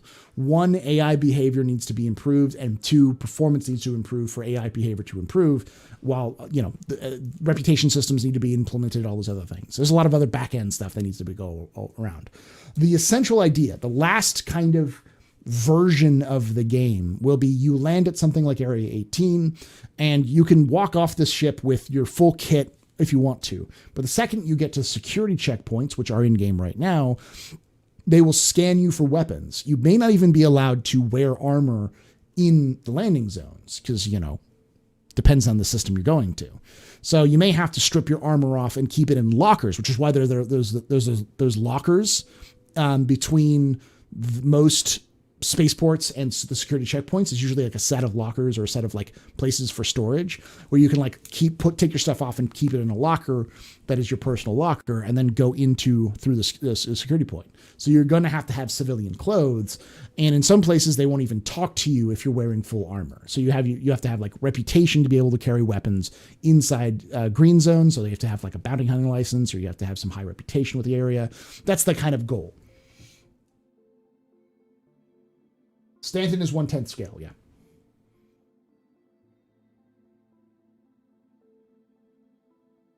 So, again, in theory, dropping shit onto Area 18 could just land you a fine. Yeah, that's Tohill. Tohill 3, I think, is the planet that the only land is giant flower beds. Any recommendations for planets to use land claim on? Selene's got some pretty cheap land. It's on the edge of Vandal space. Castra might be a good place, depending on how much they need. There's lots of places. It depends on what you want to do, really. Odin should be mostly complete. Odin's probably closer to complete than we think.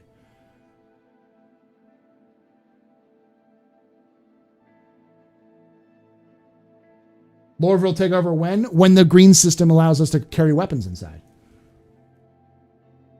Bacchus 2, Cartagena, Ergo, Tangoria, Tohill 3, Ortani 2, and some others. Ortani is a restricted world, though. That's a Fair Chance Act world, I believe.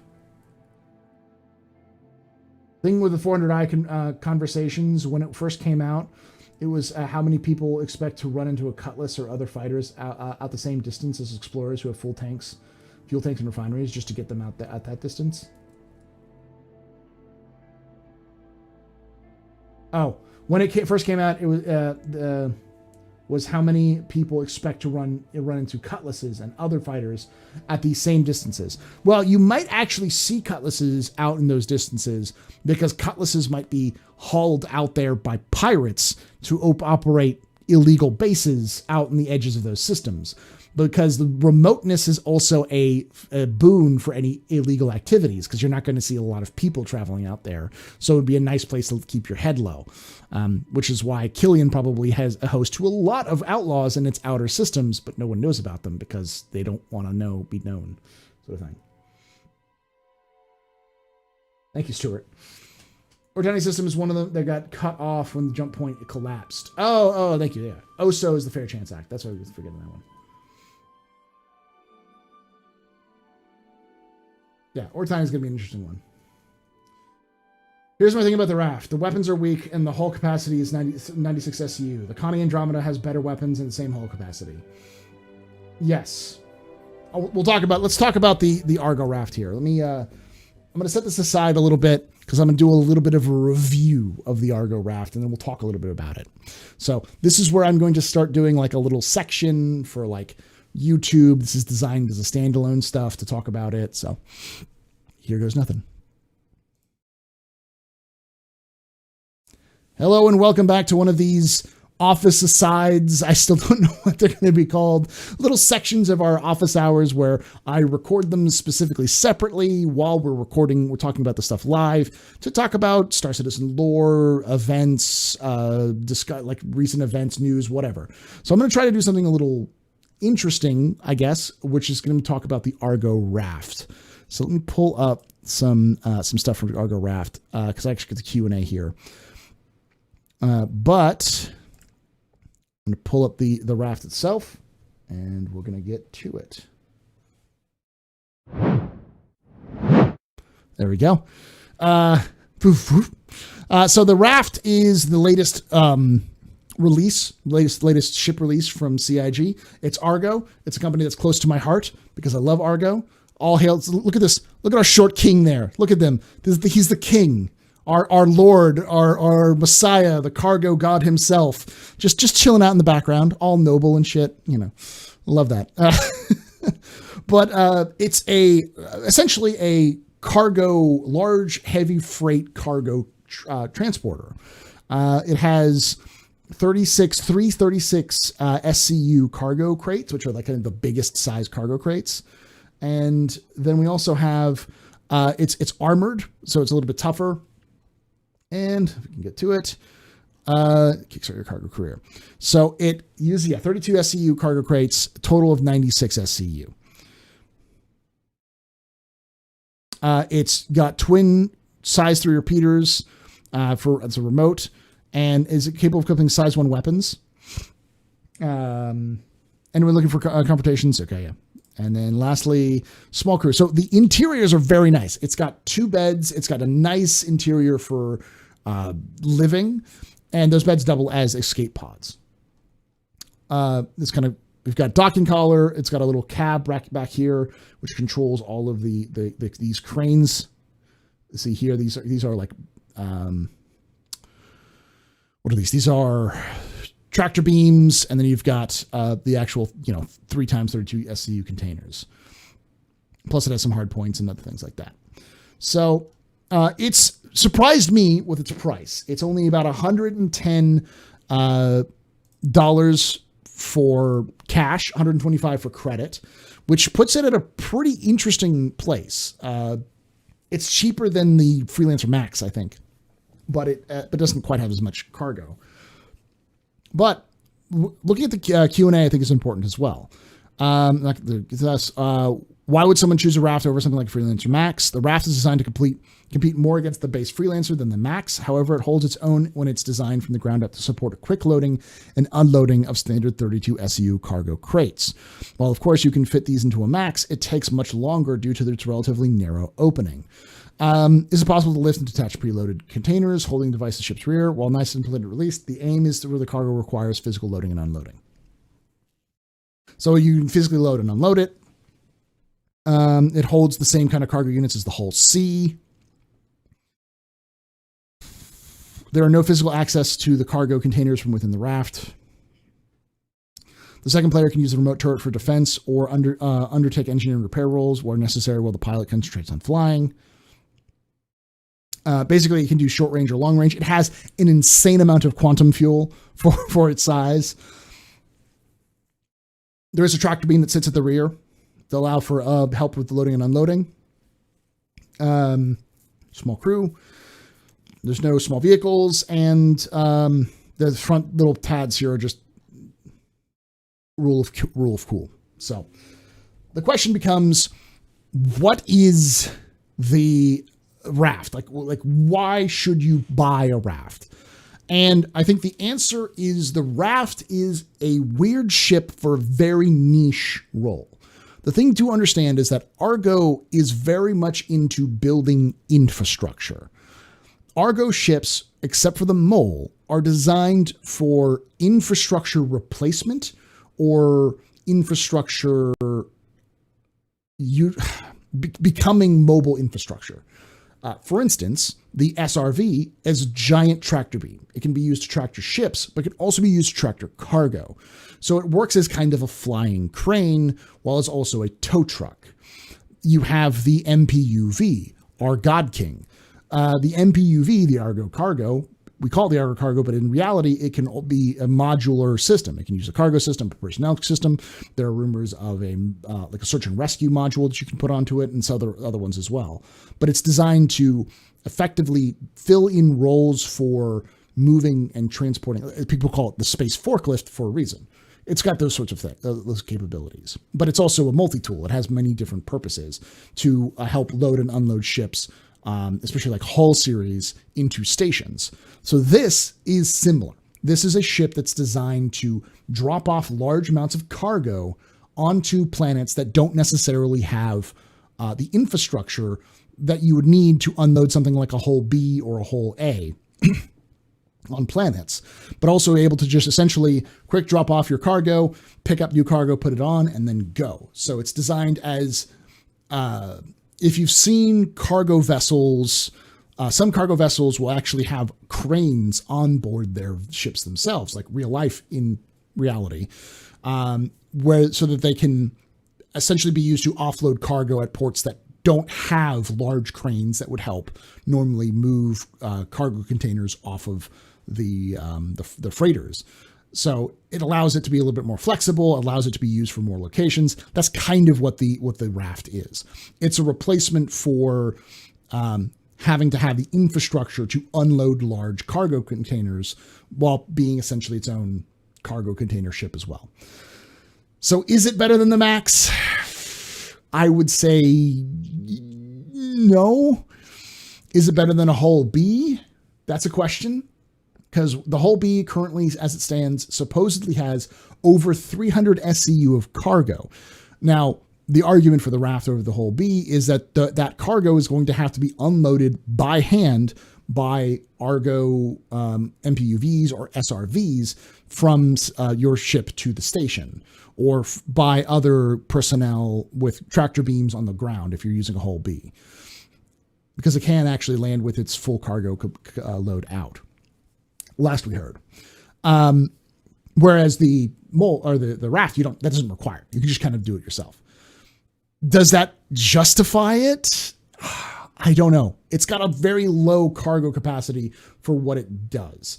So essentially, what I would say is, if you are into cargo hauling and you want to operate either on fast turnaround, so being able to just drop stuff off and pick stuff off and go when physicalized cargo is in, or you're wanting to operate in areas where, like outposts, which may not have the ability to unload larger amounts of cargo, or you'd have to do it by hand. Say if you're in a freelancer max, you have to like physically go in and grab the cargo stuff and pull it out, rather than just dropping these crates full of cargo that you need to drop. then yes. So it's a very niche sort of ship. Again, you have to understand what Star Citizen is going to be, as well as where Star Citizen, what the Star Citizen lore is. So yeah. Let me know your thoughts in the comments below if you would like to join the discussion, as well as join us here live on twitch.tv/theastropub or youtube.com/theastropub, where we're streaming every Thursday for these office hours on between 9 p.m. Eastern and usually about 11 p.m. Eastern. So come join us with the conversation. Like I say every time, hope to see you someday in the black.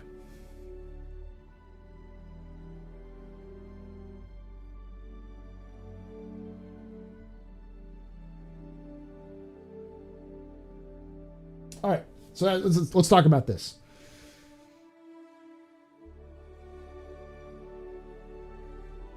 Do you think the raft could possibly pick up Caterpillar sections in the future? Probably not. It's designed for 32 SCU cargo crates. Why pick a raft when you can drop a bunch of cargoes together? Much better. Raft can be used to load holes with containers from ground bases. That is true, but that's a very niche sort of thing. It's halfway between a Mack truck and a forklift. Yeah. Hull A and Hull B are supposed to be able to land with cargo. Yes, they're supposed to be able to land with cargo.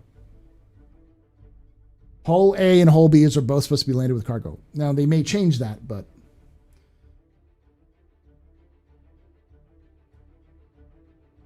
the raft has the capability to turn and burn, whereas the Freelancer has to wait for the cargo to be unloaded and unloaded. Yes, that's true. But that's the question. Is that valuable enough?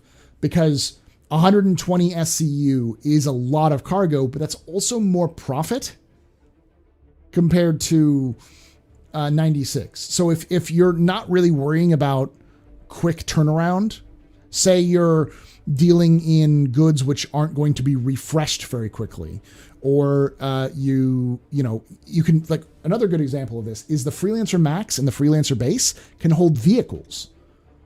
So if you are a transport ship and say you get a mission to haul a Cyclone from Lorville to what is that place in Nix? To Levski, then you're not going to take a you're not going to be able to take a raft for that mission. You'll have to have something with interior cargo space. And while we don't have that now, that's definitely something that's going to be in the plans in the future. I don't know. I think the Hull's become an exclusive space freighters now that something like the raft is here. Getting a mission for the raft to take a cargo to stations is something I could see in the raft doing, keeping you very busy. Not the income, but a consistent income. Yeah. But like I said, it's a weird sort of niche. But can I fish boreal stalkers? Oh. These are the real ship questions we must be asking. What's your safe word?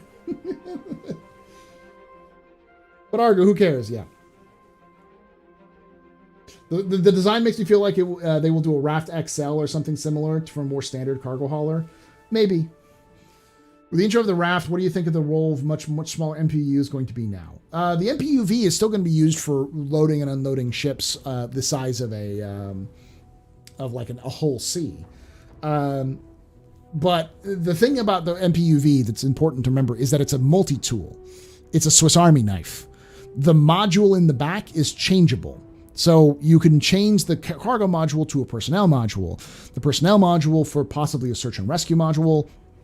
We've batted around ideas of maybe able to do something like a quantum module that allow you to do short quantum hops, or like a command and control, or a different sorts of, like maybe making it standard to control like 4 SCU crates. Like it can like latch on to smaller SCU crates and travel those in and out. So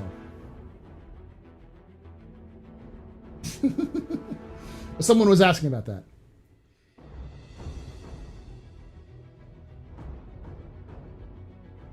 Freelancer has no tractor beam. Invisibility is poor. That's 2 advantages the Raft has over the Freelancer right there. Yeah, but it's also more expensive than a Freelancer. Freelancer Max doesn't have those either, but yeah. But I thought that the ships would no longer be released without having full functionality since the place is supported. Is this why Hull C was moved to 318 to recargo refactoring? Jose, welcome to my problem with the Raft. That is 100% one of my irksome problems. CIG saying, we're not releasing ships without full functionality, and then releasing a ship without full functionality, completely invalidating what they said earlier. It's almost as if the Raft was released because it was done and it could function in game, and they could make some money. I said it earlier. Like when we first started the broadcast, I said it. It's fine, Gil. It's just 100% a counter to what was said, you know. And that's one of the reasons why I think many people will like for instance, this is something that's going to be brought up by people in the future saying Star Citizen is such a scam. Look, they even did this for money.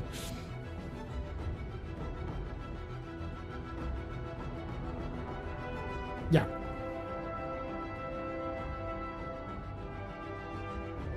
The Raft could also probably drop original supplies PvP elements. Could be, yeah. It's almost like the Raft was a mid-sized ship when they, you know, because CIG likes to release 3 ships during IAE, a small ship, a medium ship, and a large ship. It's almost like it's a mid-sized ship that they had finished and they could release and had some functionality.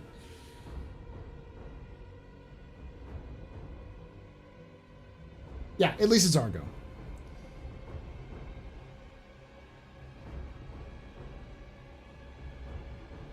I'll be honest, the Raft surprised me. I think I understand the defense of it, which is like the Raft was done before that decision was made to push the cargo refactor to 318, because likely it was originally when the Raft was being worked on, and to release it at IAE, they thought that the cargo refactor would be done, and it didn't quite make the cut, so it got pushed. So, you know, it's a little bit of like, it's already done. We already have the materials finished for it. Let's not just kill it, just put it out of its misery, because it can still be used as a cargo ship. Unlike the hulls, which heavily rely on the cargo refactor to even function. So.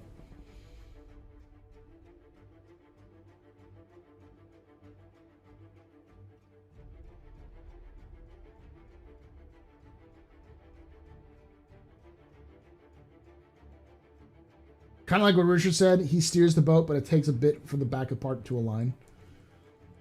My take on no more ships without functionality, it feels like the thing wasn't going to happen immediately, but the future work on the pipeline would be like that, yeah. When are hangars coming back? It's on the roadmap. Let me look it up.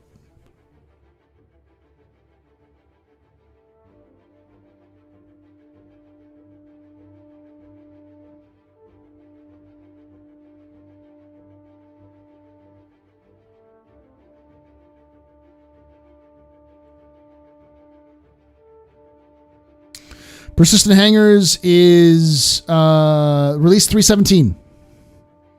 So it's on the release view. It's coming out in 317, which is the first patch after the holiday break. So probably March of next year. It could slip again, but because this was updated on July 14th, 2021, so it could slip even further. We haven't had an update for half a year. Is the cargo on the and MPUV the same ship? So the Argo cargo and the MPUV are the same ship. The MPUV-C is the cargo. The MPUV-P is the personnel carrier. I'm gonna check on my cat real quickly. Choosing the spawn city is the first step to persistence. Yes. Can you show us pictures or videos of the Raft? Sure.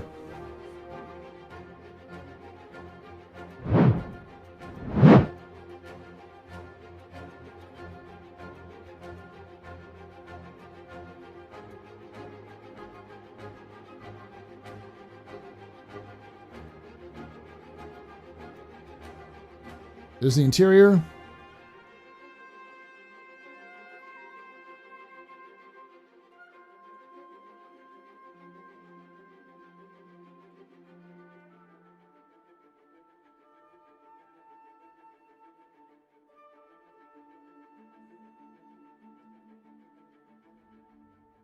Lots and lots of scrolling again. Yeah.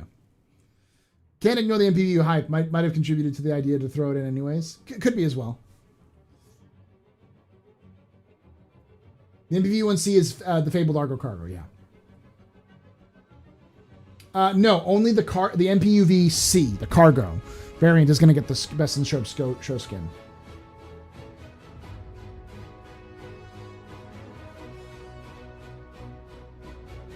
The interior of the ship is fucking amazing. Like this and the 400 shows it's like generation 2 or the next generation. Not generation 2 because we're probably on generation like 7, but like the next generation of Star Citizen ships.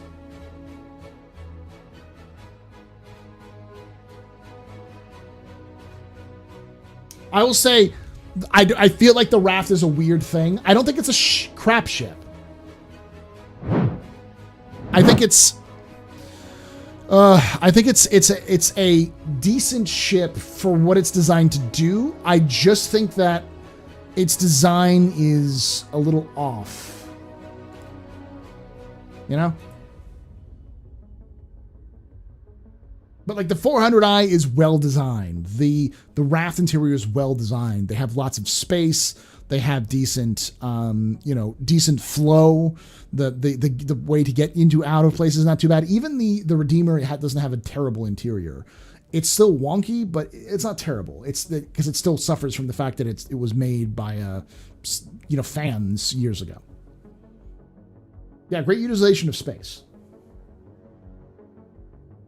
Yeah, the Raft is in game right now. It's in game as of 3:15:1.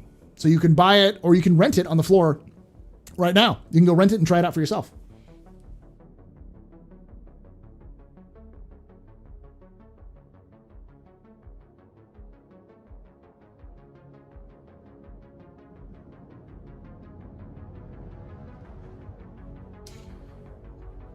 The 400i is fine. It's just not designed for, like, I think there's a weird thing where people will go like, because this bigger ship exists, these smaller ships are dumb. And the problem about that mentality is big ship doesn't equal better. Big ship means you have more flexibility, but you have to have more crew. The 600i is a good ship that is going to get better when they rework the interior, because that interior sucks balls. It's a terrible use of space, even for luxury. But just because it's a better, like, stats doesn't mean the 400i doesn't have its own purpose, especially since the 400i is cheaper than the 600. Hey, Mr. Stunner.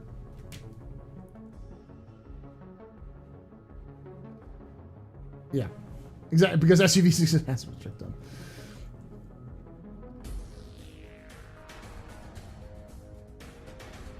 He thought he would get away from mentioning the Redeemer. It's still a garbage can fire. People seem to be legitimately upset that I hate the Redeemer. Listen, it's just a ship, guys. It's just a JPEG. I can hate a JPEG. Retro luxury is more of the Raft style now, actually. I guess so.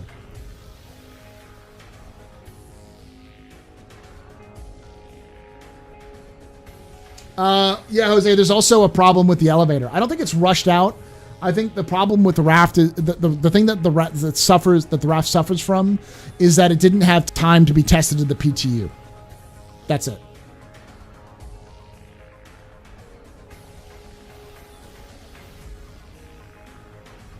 Yeah, the 400i is a space RV. That's the best way of putting it. It's a space RV. Hey, SC Max Dex. How dare you hate an unsentient object?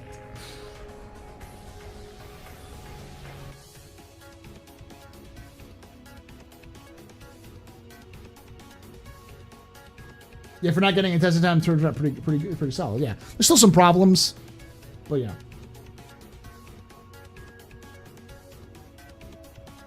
I hate the Redeemer. I have one because it's good fun with mates, but those stupid engines and stupid now the Nomad. That was made by CIG and came out about 1 billion times worse than the Redeemer. I wouldn't say so. Question. Do you think the Raft cargo spacing is inefficient? Yeah, probably. But I also assume that... So here's the problem. when building anything in Star Citizen, you have to leave gaps. Because if you put things too tight, they will clip in together. And if they clip in together in this game, things explode. So you need to have space, lots of spacing, more spacing than you need for most things. So the fact that it only has 3 cargo containers probably has to do with a couple of different things. But, balance for what the ship's supposed to be doing. But also just, it needs space, because if things bounce back and forth, you're going to have problems.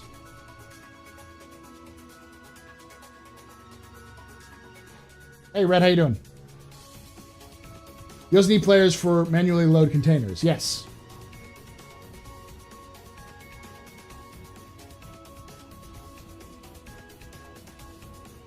What are you talking about, Desmond?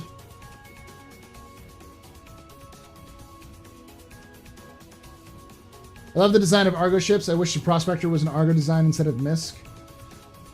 The Mole is a weird outlier. The Mole doesn't make sense in terms of Argo. There's nothing about Argo's lore that says they're a mining company. Like, an Argo refinery ship makes more sense than an Argo mining ship. It's kind of like how Aegis is a military manufacturer, but they make the Reclaimer. Like, what? Or MISC is an industrial platform, but they make the Razor. People forget about the Razor. That top room crane is not functional yet. Yeah, it's not going to be functional until they get the cargo refactor in.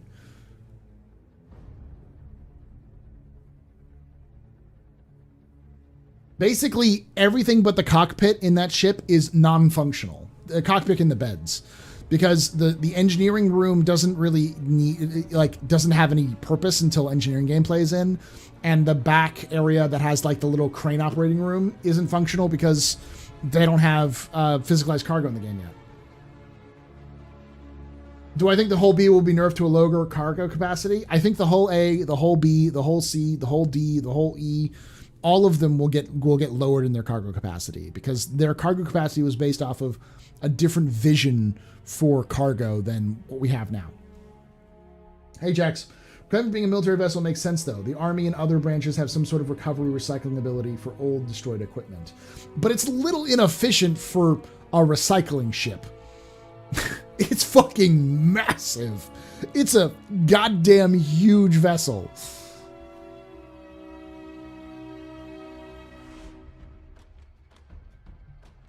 RSI with the Orion feels weird. Yeah, to a degree. Each manufacturer has some weird kind of outlier. Like 30, it's like 30% landing gear too. Yeah.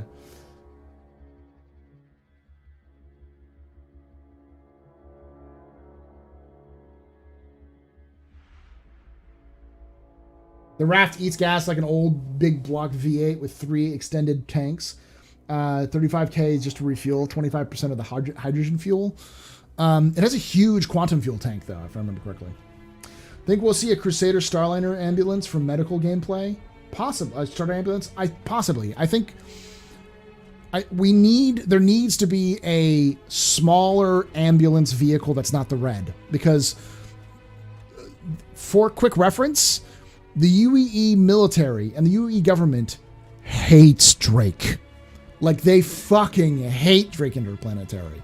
So they buy zero shit from Drake for even governmental purposes, which is the reason why at Invictus there's always Defense Con, which is next to Invictus, because Drake has to do its own thing because fuck the UEE kind of thing. But as a result, right now there is no ambulance the size or smaller than a Red. And so there's no way they just use the Apollo for ambulances. That would be like using like life flight for everything you do. You know? Like the Apollo is a mobile clinic. It can be used to extract people. It does have some of that ability. But, you know, picking somebody up in emergency and moving them from point A to point B definitely needs to happen for a military or at least official governmental sanctioned vessel that isn't Drake.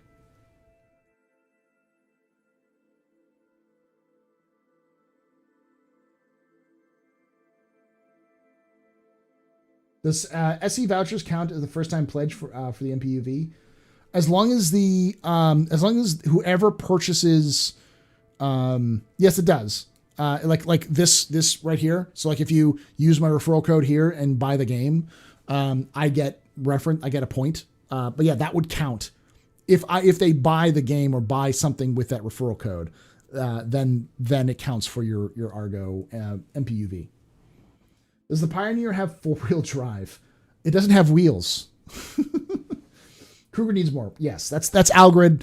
100% is in that camp. I know he's in chat. So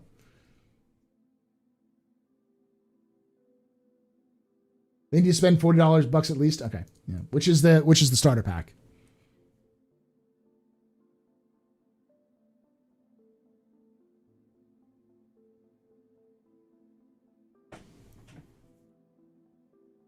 It's more likely that they'll have an Atlas wheeled ambulance to get an Apollo behind enemy lines. Get to an Apollo. Yes, I think we'll likely have an Atlas wheeled, an Atlas chassis ambulance. I'm sure it'll be like the Atlas.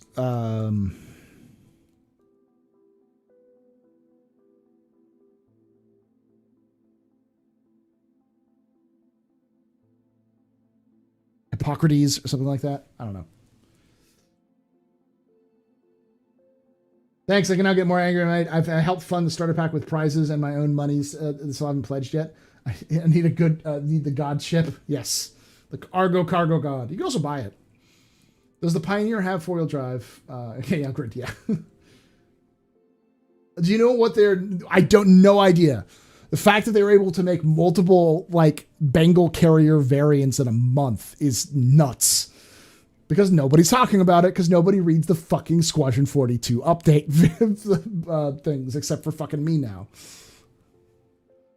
Like I said, the Terrapin, it was supposed to be able to, the Terrapin was supposed to be able to be used as a medical variant, yes. The freaking Gladiator has a search and rescue option to replace the torpedo bay.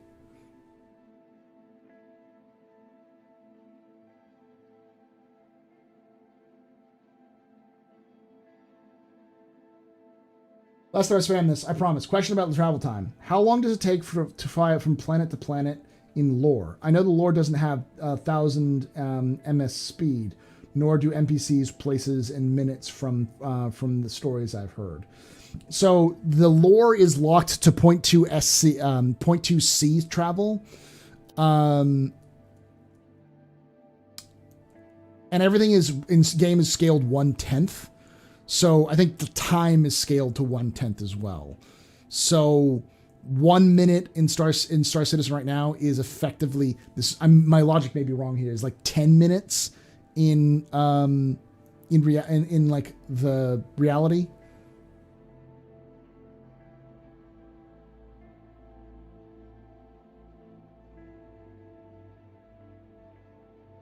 The RSI Hermes. Well, I think they already have. They have the Mercury. They wouldn't use that as well. The Misk Apothecary. I mean, they'll probably go for something like the Nightingale or some shit like that. Consolidated Outland's going to have that freaking hover vehicle. I've been calling it for a while. The hover bike that's coming out in the next couple of patches or whenever that's going to come out is that was announced at the at CitizenCon is going to be a Consolidated Outland one. Almost guarantee it. And the bomber I've heard is either Anvil or Crusader. The Argo Medic.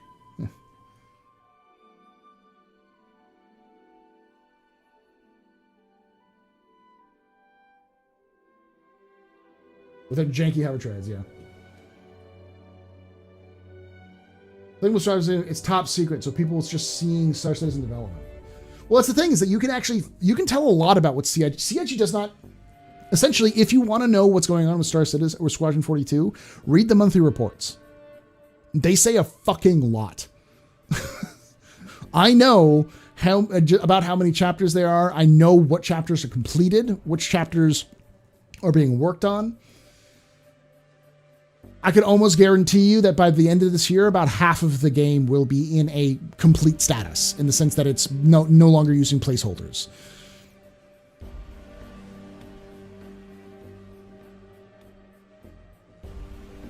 Yeah, reading. I cheer for the underdog. Yep, Argo is the perennial underdog.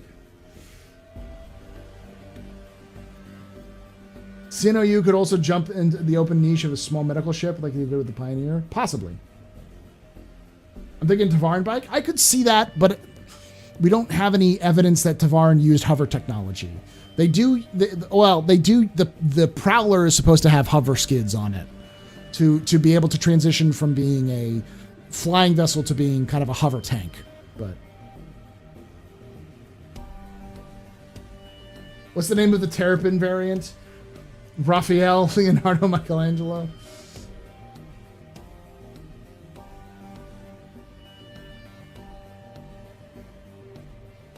Space Verb, Samurai Bikes.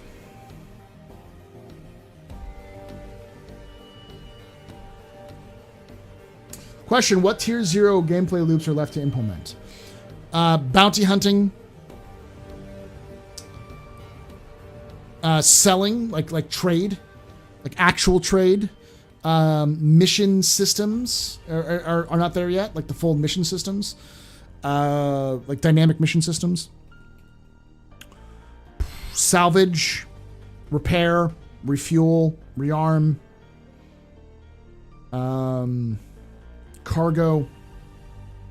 Yeah, I mean, I think a lot of the Tier 0 stuff is going to be done by next year, based off of what CIG currently plans.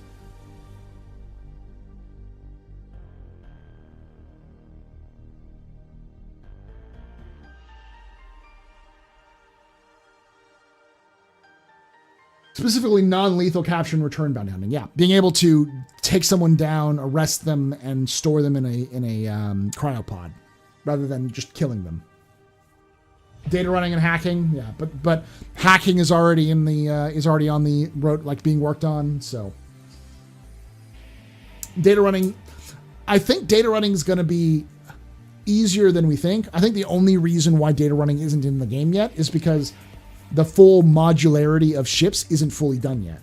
Because all that data running is taking some of the server slots in your ships, which will be used for other things like, say, sensor packages or whatever, like upgrades, and then using one of those slots for an information kind of blade. And so any ship can be an info runner, but the ships that have info running specs, like the Herald and the Mercury, the Star Runner, the MSR, can have specific spaces. Someone says I use bespoke too much. Blame CIG. But I have specific slots for you to store that stuff. So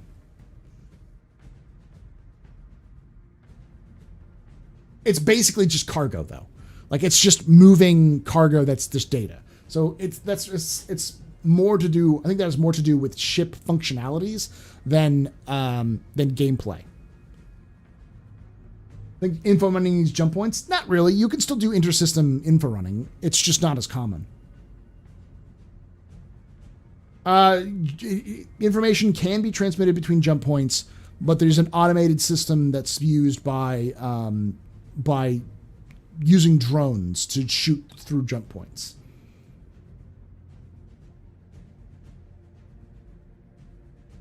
The Raven doesn't have info running capabilities. I think it's got an EMP, but I don't think it has any kind of blades. Oh, like the Wing Commander movie. Yeah. Data running E-War interceptors are one of the most interesting careers for me. Yeah. Ship-to-ship hacking needs to be added in. Yes.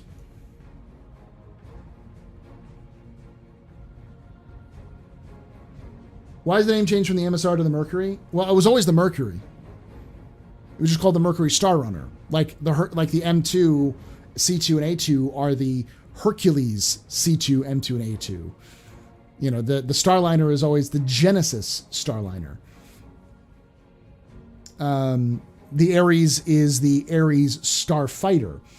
So they just drop the little things at the back. I know the hull C and the raft hull are the same size containers, but what about the hull B? That's the question we don't know. We had a conversation about this in my Discord. We don't know what the containers the hull B is supposed to hold. We did the math though, and based off of its current stats, it should be able to hold 3 32 SCU containers per spindle arm. On it, if it does the X spindle arm, it should hold 3 32 container units. Genesis. Gemini Starfarer is the Starfarer is not a Crusader ship though. I haven't discussed the Odyssey, no. I'm going to pull up the Odyssey though so we can take a look at it.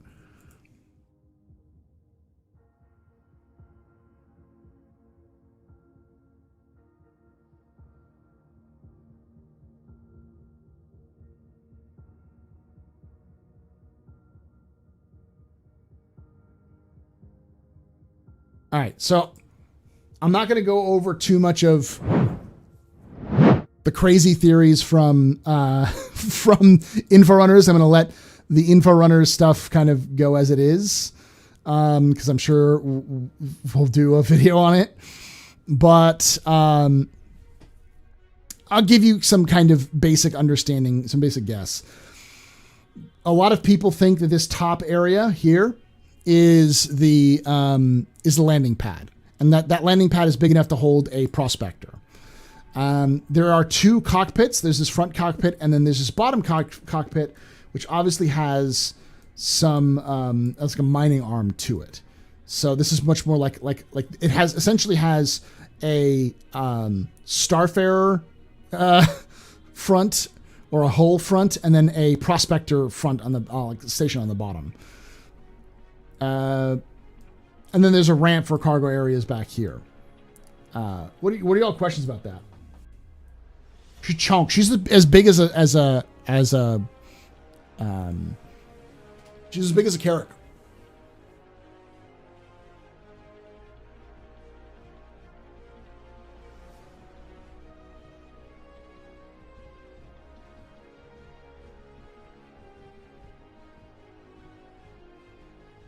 These are not drone bays. These are those are engines. So it's an exploration category, but it's more of a long range surveyor. Essentially, it has a according to the descriptions, it has its own that were leaked. It has its own refinery and mining capabilities. So as well as a cargo bay and a landing pad. So. Will she have good interior and a med bay? No, we don't know yet. I doubt she has a med bay. I doubt she has a med bay. This is much more of like a drill ship for anybody who knows offshore oil drilling. Essentially, it's designed to kind of go out and sort of dig, pilot drills for oil and pull up some resources, and then, eventually maybe a platform will be built on that area. But this would be the first step to do this. So like this ship would go out, find ore, start extracting ore and processing it. And then a pioneer would come out afterwards and build a dedicated mining outpost in that area. And then it would continue to move on. Yeah, it looks very similar to the Endeavor. And here's the thing about the Endeavor. The front section of the Endeavor can detach. That's all I'm going to say.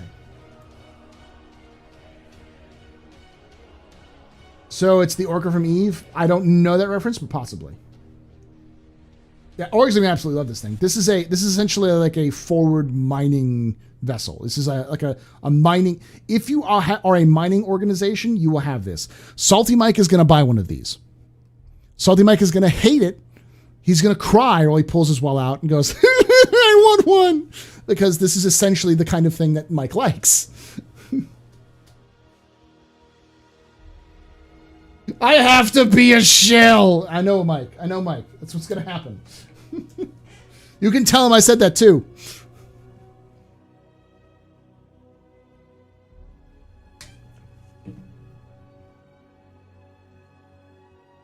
If it has medical, it would be an amazing vessel.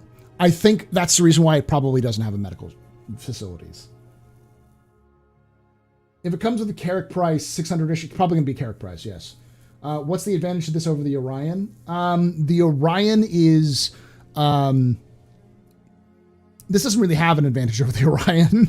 The Orion is like its own space platform for mining and refining. This is more for exploring and then exploiting resources and then moving on. Yeah, the Odyssey surveys, Prospector builds it, and the raft resources to the hull and trade.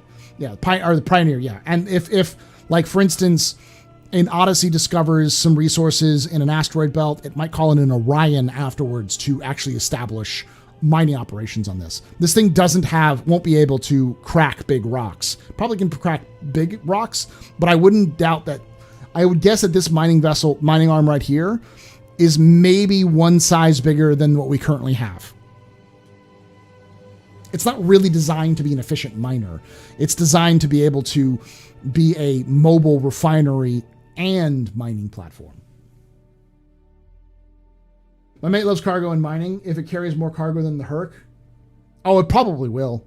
It almost definitely will. I'd be surprised if it didn't. Besides, it also has a cargo, like this landing pad on top, which is definitely a landing pad. One more than mole size 2, so yeah, probably like a size 3. Not an Orion, but like close. Or not close, but you know.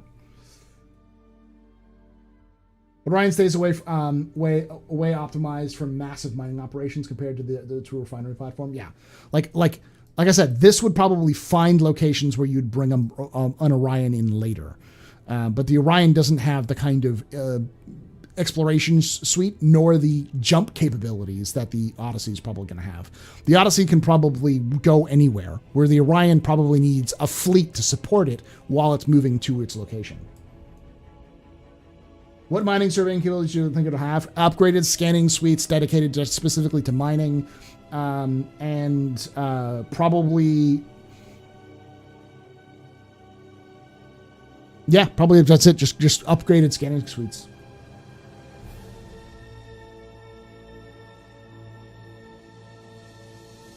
For mining, it's definitely got its own mining arm, but it also has its own refinery on board. It's according to its description.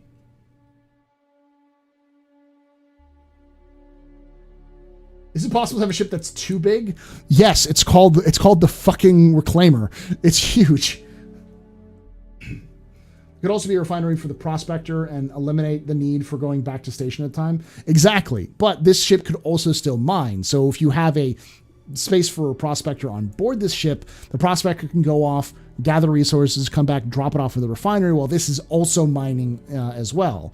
So you have kind of a double whammy there. Isn't this meant to carry like 3 to 6 rocks as well? Carries its own mining fleet with it? I don't know. There's no description of it in game that says it carries rocks, but I wouldn't be surprised if it had cargo space for that, something like that. I wonder how the ship will handle hazardous materials. Probably fairly well.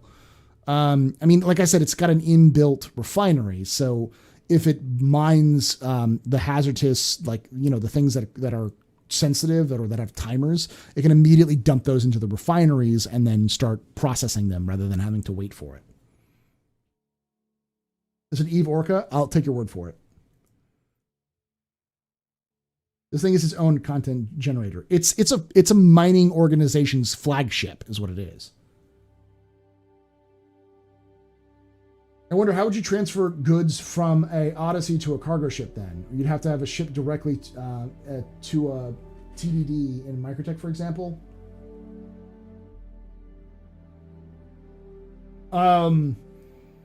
So this ship is not coming out until the cargo refactor is available. And when the cargo refactor happens, in theory, you should also be able to remove saddlebags. So, like, I think what'll likely happen is the refinery will pump out refined ore that you then load into crates, and then those crates will then populate into you'll move those crates into your cargo bay, and then eventually you'll move those crates off by hand to the locations to sell them. It was with space forklifts, aka Argo MPUVs. Hey Paul, are there any mining drones in lore? Yes, the Orion has a couple. What's the name of them?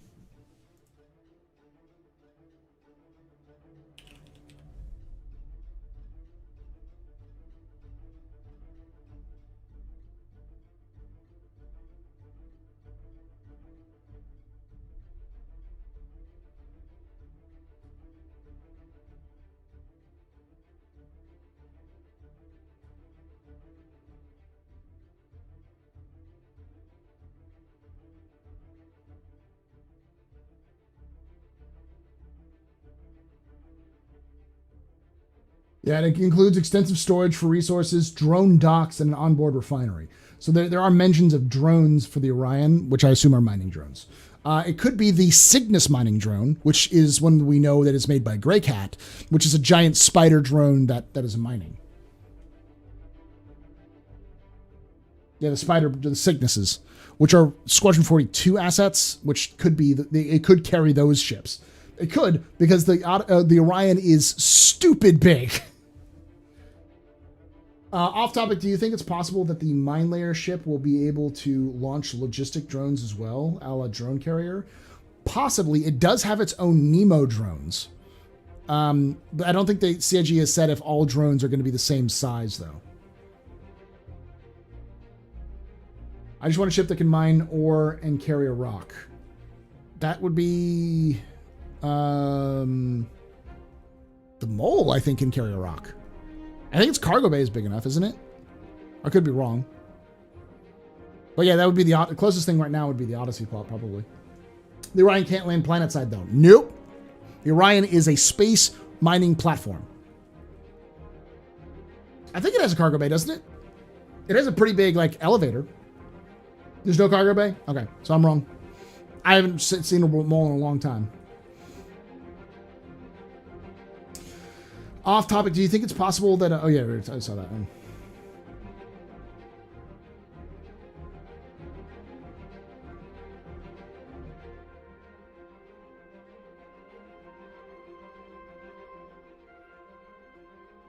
Oh, yeah. So, yeah, the Aegis Raven actually has its own slot for data running. I didn't know that. That's interesting.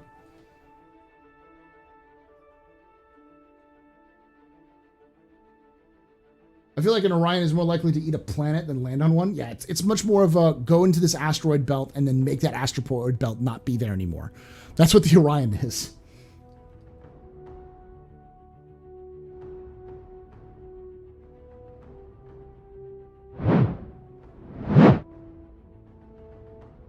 Why land in Orion when you can go cap ship hunting with that giant fuck off laser? Yeah.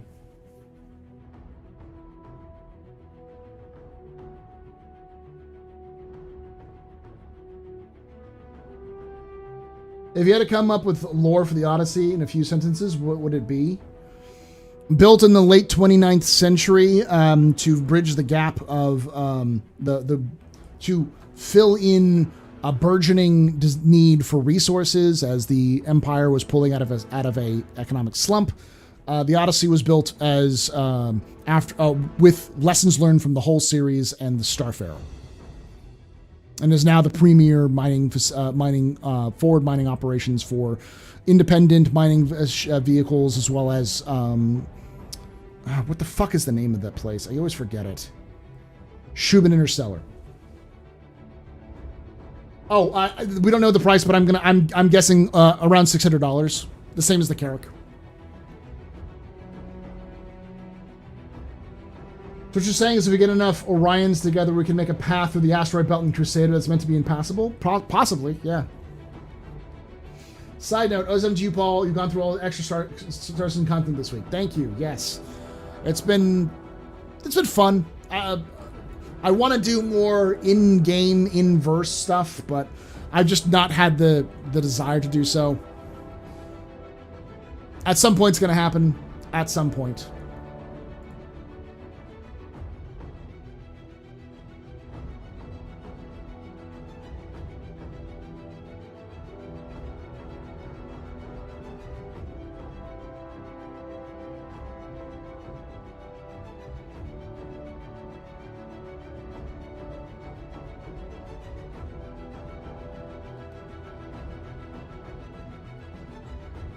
Who love in the lore series for the IAA. Keep up the great work. Thank you, Mikhail.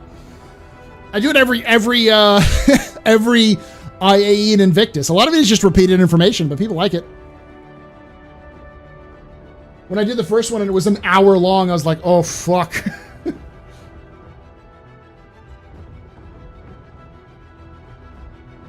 As a premier planetary service ship, roughly Carrack size, my guess, yeah.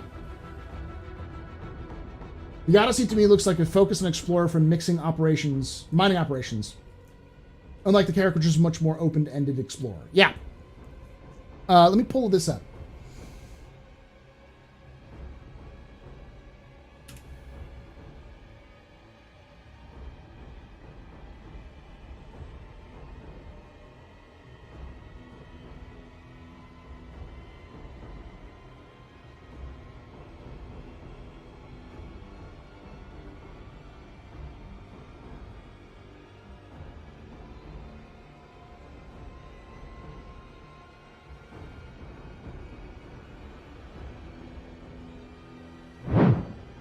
It's a drill ship.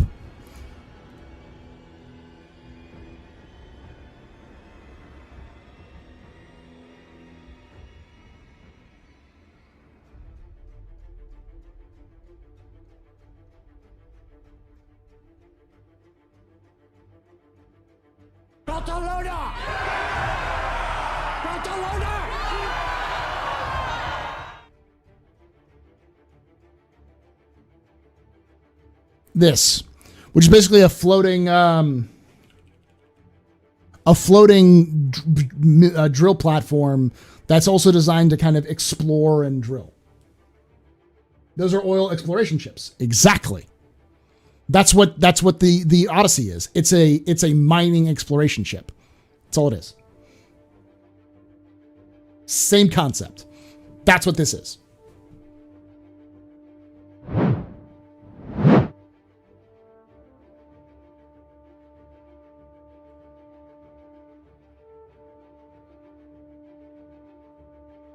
Most drill ships and oil platforms have basic hospital, at least, Cutlass Red style bed. I don't think we'll see it, though. I don't think it's going to happen. Because while that makes sense in lore, or in reality, in functionality, there needs to be something that differentiates it from, say, the Carrack.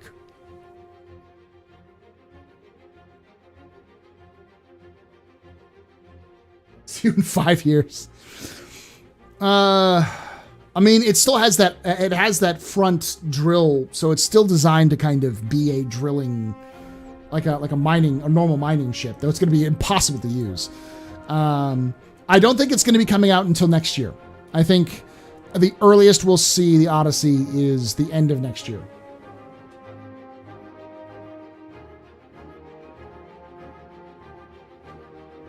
Hey, Paul, I bet you've gone over this, but what is exactly the function of the Liberator? Is it an amphibious combat ship folks have been wanting? Kind of. It's explicitly mentioned that it's a civilian ship, not a military ship, though it does function for military purposes. It's a ferry. It's like a light ferry mixed with an like a hovercraft, the amphibious craft. So yeah, kind of.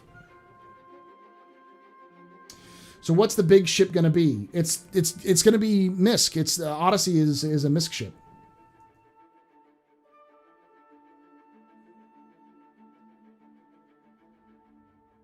Can we compare the Odyssey with Nostromo's from the Alien movie? We don't know the interior, so it'd be hard to tell, but possibly, yeah. I don't know. I thought that the Nostromo was a cargo carrier. It could be. It's similar though.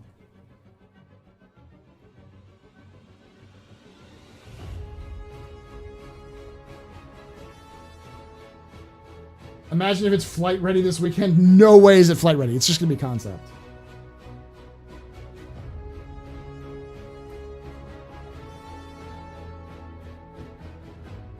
Also, Ball, was the Tavaran senator... Who was the Tavaran senator? I'll have to look him up. I don't remember his name. I was going to say Korathal, but that's the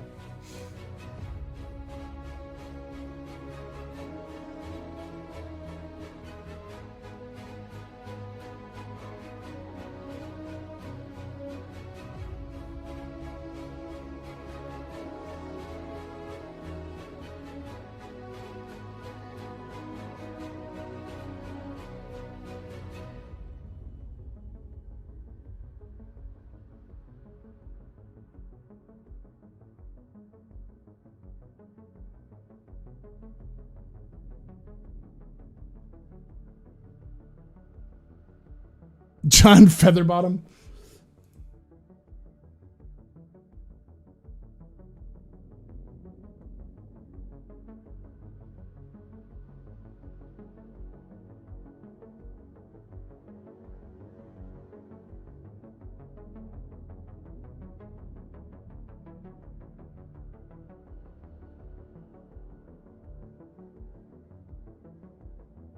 Sujkosi.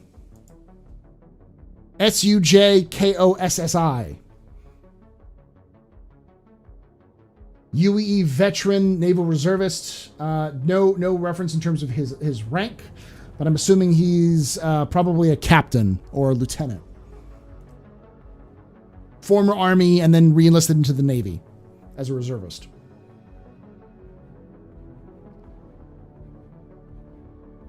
Yeah, I've seen that bug as well, where it's just the guns are everywhere. It actually blocks your exit from the bed.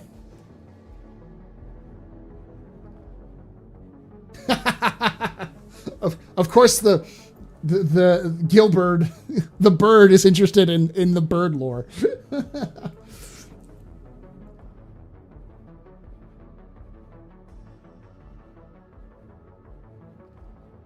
The Tavaran are very interesting. I still have a theory that we're going to see the third Tavaran war in game. There's enough threads that the third Tavaran war will be a thing that happens. And I think the third Tavaran war is going to be much more of a Tavaran civil war than it is going to be a UEE and Tavaran war, where a new fleet will show up with a new Tavaran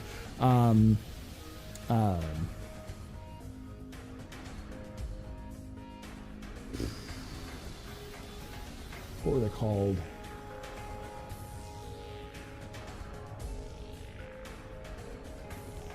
Sovereignty.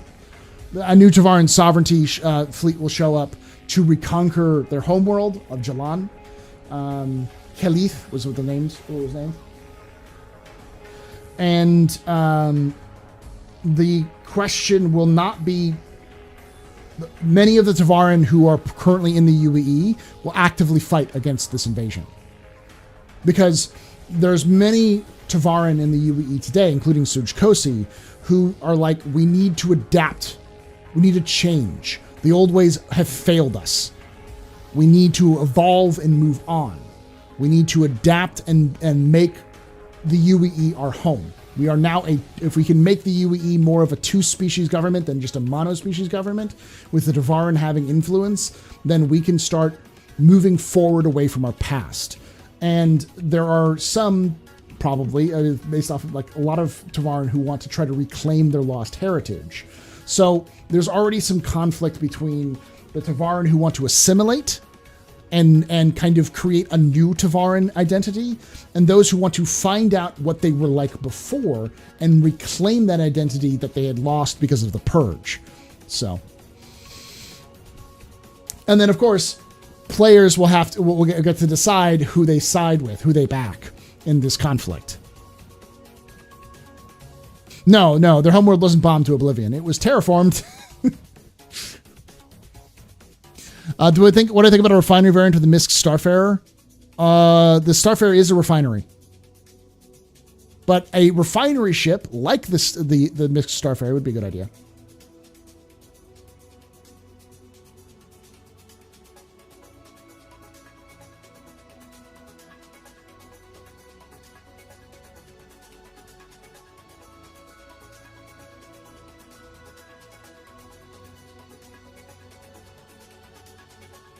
Tavaran Xena threat. Yeah, kind of. Yeah, so for those of you who don't know, the Starfarer will be a refinery for everything. Why would you choose a Starfarer of the Odyssey? The Starfarer can refuel. The Odyssey can't.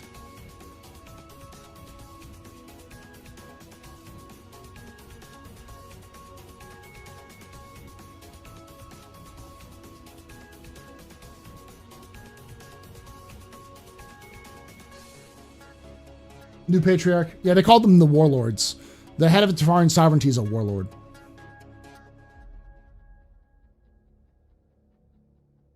We don't know if the Odyssey can refuel ships. It may be able to refuel ships if you've docked it, but like a Starfarer could refuel a Connie. It could refuel a Perseus. It could refuel, in theory, a Bengal. Because it's just like in-flight refueling. Whereas with the Odyssey, you have to be the size, you probably have to be fit onto its landing pad to be able to refuel that ship.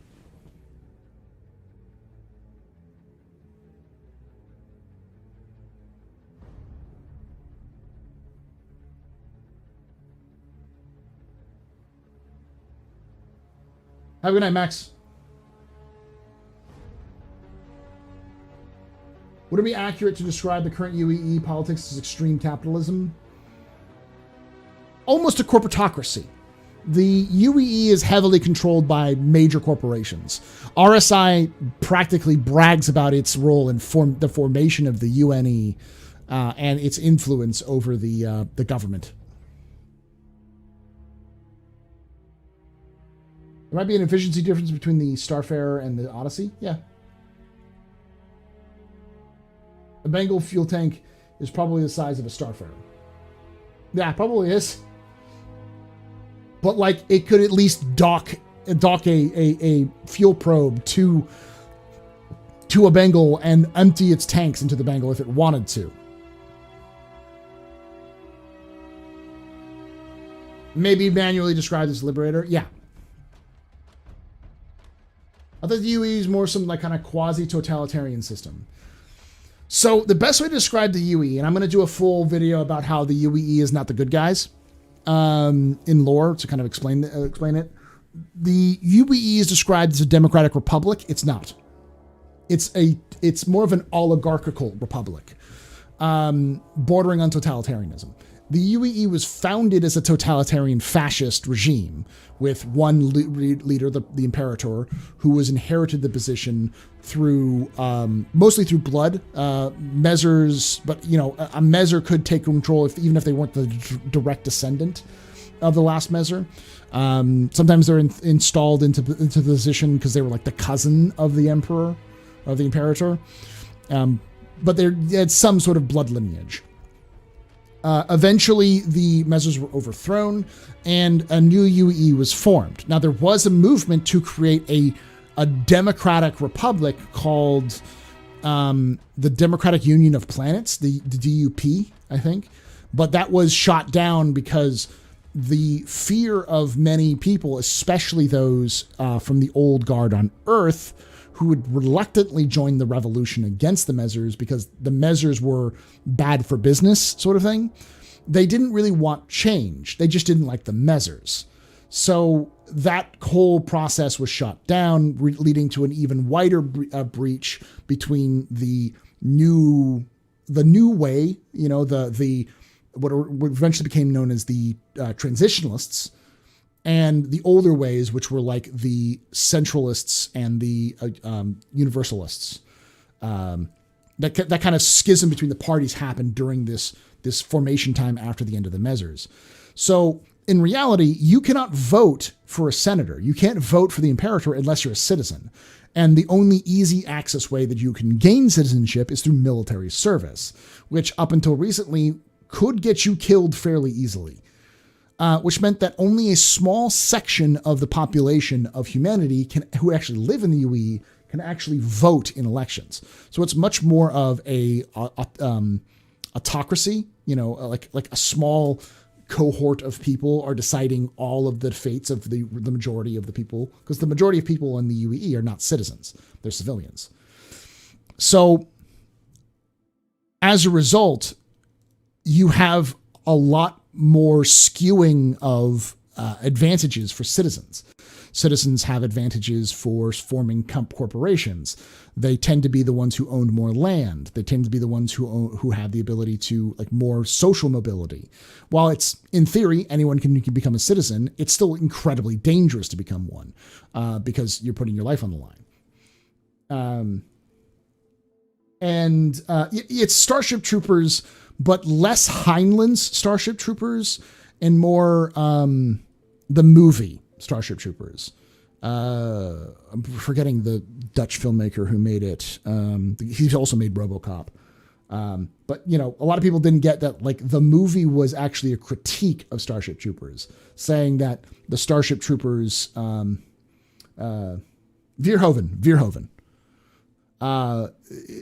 was saying, like, Starship Troopers was fascist propaganda. That's what Verhoeven was saying. You know, people who read the books and watch the movie know that they're completely freaking different. They're entirely different from one another. And it's because the movie is trying to portray this whole thing as a dystopia, whereas the book is more of a utopia. Rome is a good example. Yeah, it's direct. It's actually a direct historical parallel to Rome. But yeah, Paul Verhoeven. Yeah. So the reality is that the UEE is much more totalitarian, but much more oligarchical in its formation. And the conditions that the average person lives in is okay to absolute dog shit. So if you're not a citizen, the likelihood is that you are living just above the poverty level or dirt poor. And if you don't like the attitudes of the UEE, if you want to be independent, there are independent systems, but like they're like pyro. like you either live in like a bit of a oligarchical state where you either have to put literally your life on the line to get anything done or to make any kind of difference, live in utter squalor, most likely, or move out to places where running water is a luxury. And you could get shanked for the wrong, for bowing down to the wrong gang leader. Like, the Star Citizen universe is a bit of a dystopian universe.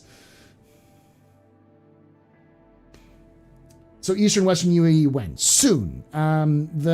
The theory is that the schism between East and West, a civil war will break out between the East, controlled by Terra, and the West, controlled by Earth, sometime after the launch of Star Citizen, probably midway through Star Citizen's life cycle.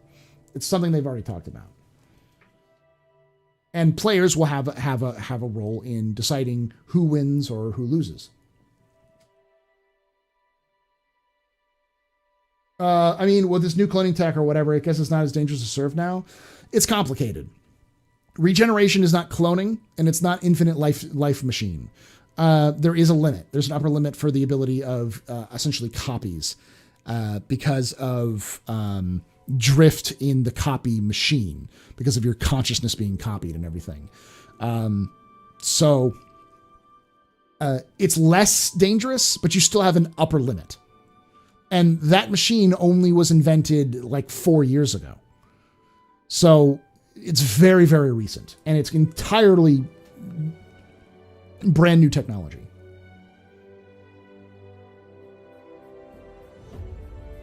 I got the EW reference. Thank you, Intro to World History. I'm a world history teacher, so. No, it's not their DNA. That's the thing. It's not a DNA issue. It's a consciousness issue. It's called echoes. So trauma echoes. So essentially, your experience and your life is copied, is linked through some sort of similar to like quantum entanglement with these machines. So your thoughts and your actions are constantly being recorded back to the machine. So when you die, everything you've experienced. So if you copied your consciousness into a med bed and you lost an arm in a fight directly afterwards, when you get recopied into that body, you will not be able to use that arm because your consciousness, your brain, thinks you don't have an arm anymore. So your arm will either not copy right or it'll just won't work. So you'll have to get a prosthetic. So it's more of a wibbly wobbly brain science-y that we don't quite understand thing. We don't have FTL comms. No. This tech was stolen from the Van Duel. We have very little idea of how it works. We just know it works.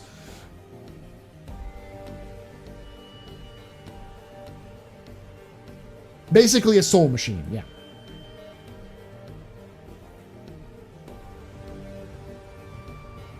What would represent leftist ideals in Star Citizen lore so far?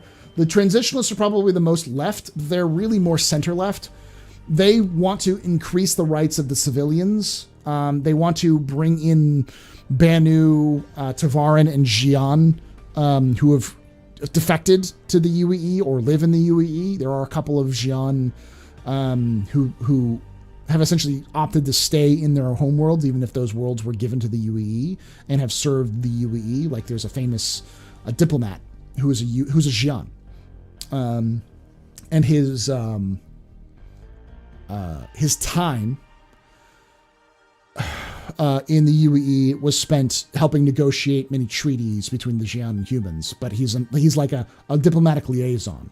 But he hasn't quite got it. Like the transitionalists wanted to put him as the head ambassador for the UEE to the Xi'an Empire, but that didn't go through. So yeah, like the transitionalists, the transits want to move the capital from Earth to Terra. They want to give more rights to more people, including like opening up voting rights to civilians. They're much more radical Democrats. They believe in democracy. They want a democracy. But they're the faction that lost that battle to turn the UEE into a democracy after the fall of the Mezzers. That's why the transitionalists exist in the first place. Hence the name, transitionalists. They want to transition the UEE from being a proto-fascist dictatorship into a democratic republic. But they're more liberal than they are extreme progressive.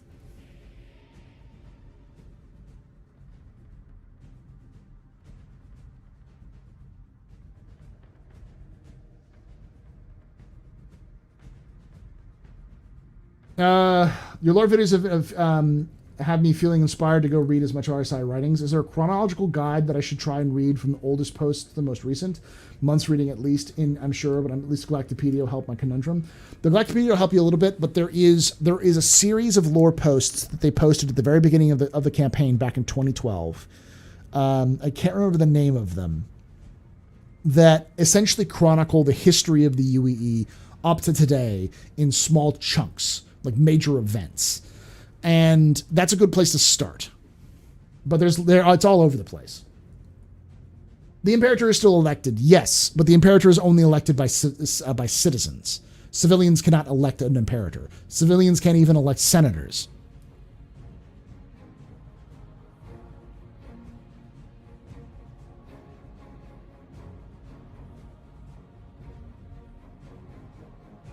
I've been pondering how to prosper in Star Citizen, but also be independent from the UEE. A lot of hard work and cooperation. It's possible, but it's... They respect them dispatchers, yes.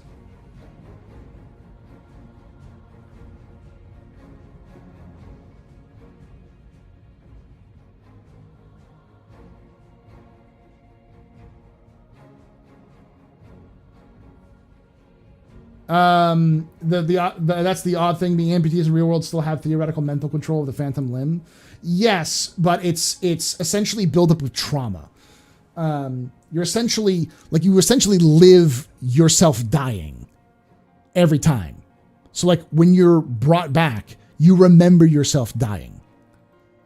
And so your brain is so traumatized by the event that it will cause certain aspects to change physiologically in your body. So effectively, this is why I say Star Citizen is kind of grimdark. If you're using regen, it's metal as shit. Like you remember everything. You remember dying. You remember what it felt like to get stabbed to death or to bleed out slowly. So that kind of trauma, like not many humans die frequently enough to like remember it. And most people who have like really near-death experiences, especially painful near-death experiences, are not the same people afterwards. So it's that kind of concept. It's just so much trauma going on in your brain that it doesn't know how to handle it, and it can cause weird like effects to your body, which requires you to get like a robotic arm or robotic leg, something that you can still use, but you couldn't function right off the bat. And eventually you just become essentially a vegetable. Like not really a vegetable, unable to function. It becomes so degraded. Your mental pathways become so degraded that you won't even be there. You won't be able to you come back at all.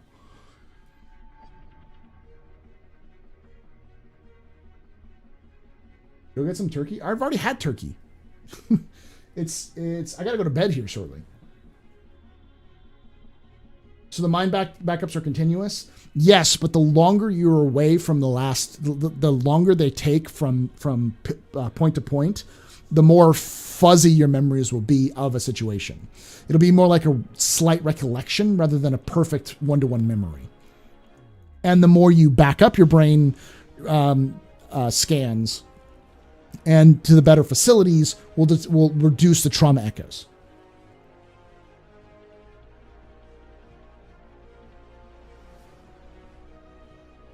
I actually agree with the civilian versus citizen ideas. The problem is it creates a class of people who often get their position, because you can also get citizen by buying it effectively. There's plenty of citizens who've earned their citizenship by just being rich and then paying for it. So, but it effectively creates two classes of people. Citizens and civilians, citizens being above civilians and thus having privileges that allow them to not really think about civilians. So civilians are often less taken care of by their governments, and they don't have as much say in their government, which may end up bringing a Vandal fucking invasion to their front door, or a terrorist bombing going off in their house. So it's not democratic, for sure. You can be all about oligarchy, but that's going to end up badly. So like Rome. Exactly like Rome. That's kind of the whole basis of Star Citizen's UEE. The United Empire of Earth is Space Rome. At least that was its start. It's evolved since then, but yes. Yeah. And just like Rome, the divisions between the haves and have-nots became so bad that by the time the haves needed help, they could only turn to the mercenaries, who also they didn't treat right and eventually just backstab them. And so the plebs would eventually just say, I don't give a fuck. Fuck you. I don't give a shit about this government anymore. Now, that's not to say the UEE is evil. The UEE ain't perfect, but it's all we got, sort of thing. It is literally the only thing standing between humanity and the Vandal and the Xi'an. The fact that it has a powerful centralized government that can hold off other angry and or mischievous races, the Xi'an would definitely, many Xi'an definitely look down on humanity as kind of an inferior race. And the Vandal would just sweep aside if it wasn't for the UE Navy. As many losses as the UE has had against the Vandal, if it weren't for the Navy, shit would be a lot worse. Chaotic neutral. They're corrupt and falling apart, but they're better than chaos.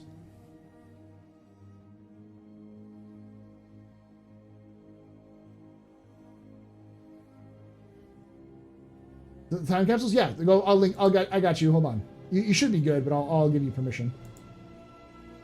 There you go. Go ahead. Link the time capsules.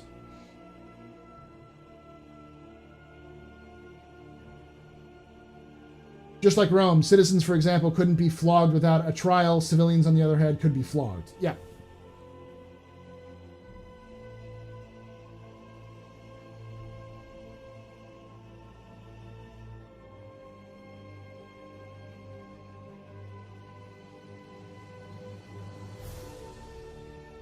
Yeah, what Hotspur just put in there, that's what I was thinking about. The time capsules were the first lore bits they really did. They're really old, but they're mostly true. Happy Thanksgiving to you too, Moondog. I gotta end up here soon. Want to thank you, my favorite Texan, for his dedicated work providing the most digestible Star Citizen info for all citizens. Have a great weekend. The t-shirt is still soft. I'm glad to hear that. We have merch. I have merch. Go buy my merch. Merch store designed by humans. I gotta make more merch, but yeah. When the human civilization gets big, you need a strong central government. You do, but the question becomes again, how much should the people be involved in these answering these questions? So that's kind of the idea. CIG isn't trying to make bold political statements about bad things happening. They're trying to make a universe that feels realistic, that has mostly made up of moral gray zones, where it's really up to the player to decide what their philosophy is, and then give you a playground that is not necessarily black and white, because everything's a lot more complicated. And CID does a pretty good job. Like I said, the UEE is seen in lore, in fiction, in like the advertisements we see, as this bold, great endeavor to protect all mankind and ensure a better future for humanity. But if you talked to anybody outside the UEE, people in like Levski, for instance, would 100% spit at that notion, going, the UEE is the same UEE that the Mezzers had. They just, instead of one tyrant, now they have thousands of little petty despots who just are there to fuck over the average person for their own money, for their own comfort. That's kind of the outside the UEE perspective, which makes sense for somebody who doesn't want to live within the controlling confines of the UEE. So, Lore Counts has recently done some of their new lore changes a lot. Not really. Their lore is fairly consistent. It's just there's a lot of details that kind of change. The regen is probably the biggest one. Biggest change, but most of the time the lore is like, this system was discovered in this time period, but it has references to this other thing that has happened before it. So like, how could this system have been discovered before the First Avaran War, but or after the First Avaran War, but was fought over in the First Avaran War, because like the dates changed around. That's pretty much what it is.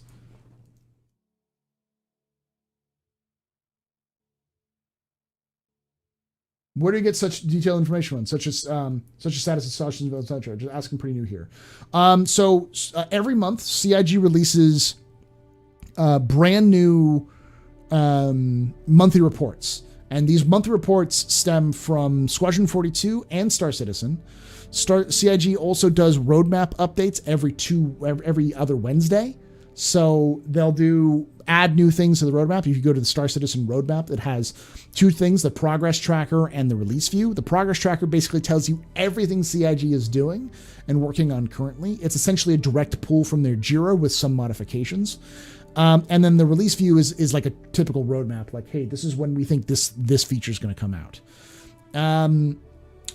Other than that, for like lore, there's StarCitizen.tools, which is a great resource. It's kind of a fan-made wiki. There's also the Galactipedia, and there's lots of like lore posts. They do a lore post every Tuesday, either like updates to the Galactipedia or its own standalone story, or publishing a story that was originally in Jump Point. And then Jump Point magazine, which is something you have to do if you're a subscriber, often has 1 to 2 lore posts in it every week. Sometimes it's just a post about like a fruit. Sometimes it's about a big battle in the history. So there's lots of little resources like that.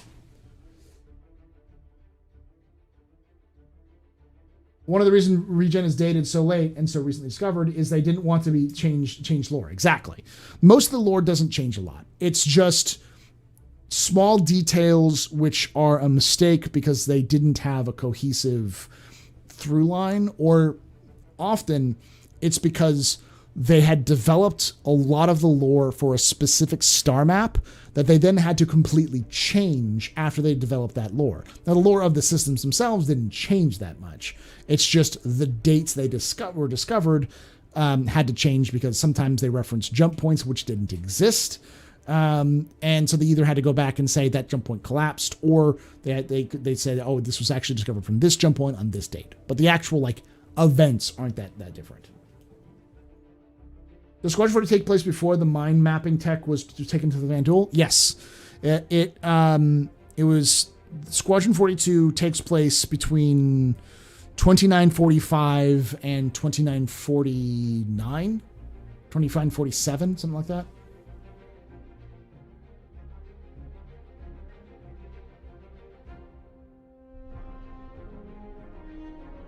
It's going to be on a ship rather than a planet.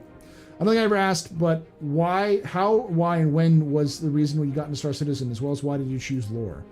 I'm a historian. the last part, lore. I'm a historian by trade. And I got into reading. I like lore of a lot of things. Like, I'm a huge Halo lore nerd. I love, I like 40K lore. I got into a lot of Star Trek lore and Star Wars lore. I like lore for video games and other things just because I like to kind of know the context, that like little nods that creators will put into their works. Because I like history. I like learning new histories. I like stories. So when I got into creating Star Citizen content, the easiest way of explaining why I got into Star Citizen, and I really gotta wrap this up because it's really late and I gotta make sure my cat's okay. The reason why I got into Star Citizen was because I'd always liked video or like science fiction. And I'd always, since I'd played Halo when I was, I know this is gonna make me sound young because I'm younger than most Star Citizen backers. When I first started playing Halo when I was in high school, middle school and high school, I think it was just high school. I'd always, like, as the Halo games were coming out, I always thought, hey, it'd be really cool to have something like Halo, but in a bigger multiplayer universe where you're flying these ships, these big capital ships and those things. And, I'd always thought about other things like Babylon 5, I thought was a great, like universe that could do something like that. As MMOs began to get popular, I always thought like a good science fiction MMO with planets and spaceships would be pretty cool. So I had promised myself at one point that if an MMO like that didn't exist by the time I was, I think, 24, I would learn to code and make one myself. Even if it was complete folly, it would be a fun side project. It'd be something I could try to do. So I reached that age. I didn't hear about anything. So I actually started talking to friends who I knew how to code and started learning some code myself and be like, hey, this is a project I want to try to do, small scale, and kind of work my way up. And as I was describing the idea, someone just said, Star Citizen. I was like, what? He goes, you just described Star Citizen. Like, what the fuck is Star Citizen? He goes, what you just described.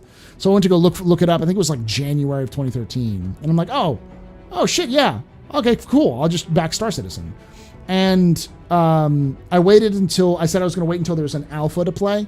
And I heard from the grapevine that the Hangar module was released in August. So I bought a package there and went down that line. So a young boomer.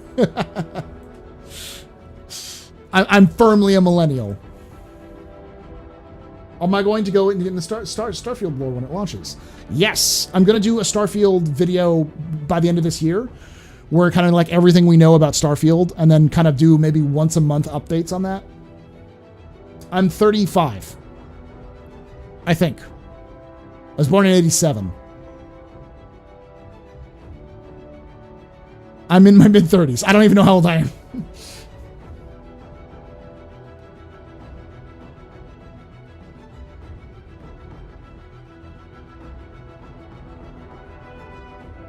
So I'm 34. I'll be 35 in January. Have a good night, Phantom. In fact, I'm gonna call it a night as well. So you kind of stop counting by 30. After 30 doesn't really matter. Old man Al has a pub on his 890 jump ready for that troublesome, often revolutionary anti-Hurston barkeep. 35 in December. Okay. Wait until 40. I'm sure I'll feel 40 when I hit 40. All right, y'all. In 1987, I was in the Army saving the world from itself. Great stuff. I love the refreshing on the lore. I keep up with the first few years, but kind of lost it after a while. No, younger than most backers is what I meant to say. If I said older, I meant younger. I'm younger than most backers. 34 is pretty young for Star Citizen. the average backer is between 40 and 50. I think lower end of the average is like 35. But I say like 40 to 45 is the average backer. It's growing lower now. It's hard to tell now because there are people who show up in my chat who are 18, 19, 20 years old, who are in their early 20s. Content creators like, I want to say Tomato is like 23. So, yeah, old enough to know better, young enough not to care. Yeah. I mean, same. I backed Star Citizen when I was like 24. So,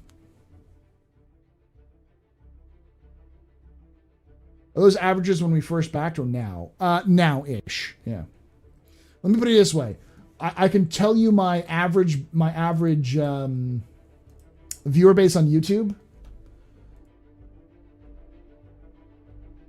My audience is 99.97 male. 35% of them are 25 to 34. 33% of them are 35 to 44. And then 17% are 45 to 54. So my average is getting younger, but the average is probably around 35, which is smack dab into PC gaming. For a while, PC gaming's average age has been about 35 for the average PC gamer. So let's see what part of the population of Star Citizen is old versus young versus in the normal concierge. Be good to know.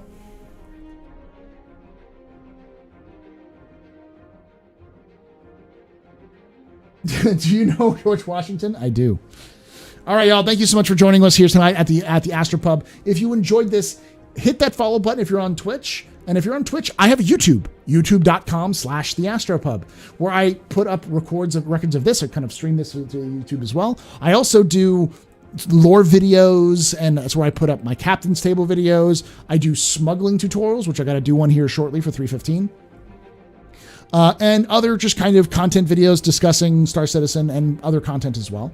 And if you're watching this on YouTube, I stream on Twitch, twitch.tv/theastropub, Thursday, Friday, Saturday, and Sunday. Thursday and Friday, I stream at 9 p.m. Eastern, and on Saturday and Sunday, I stream at around 1 p.m. Eastern. And that's where you can catch this live, as well as catch Captain's Table live on Saturdays. And I also play with viewers, so if you want to come and hang out and play Star Citizen with me, you can. I also play other games every so often.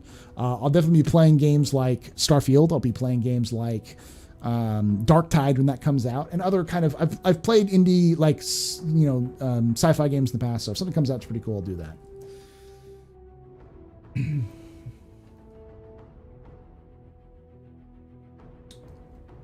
So thank you all for joining us. Like I say every time, hope to see you someday in the black. And remember, Ex Historia ad Astra.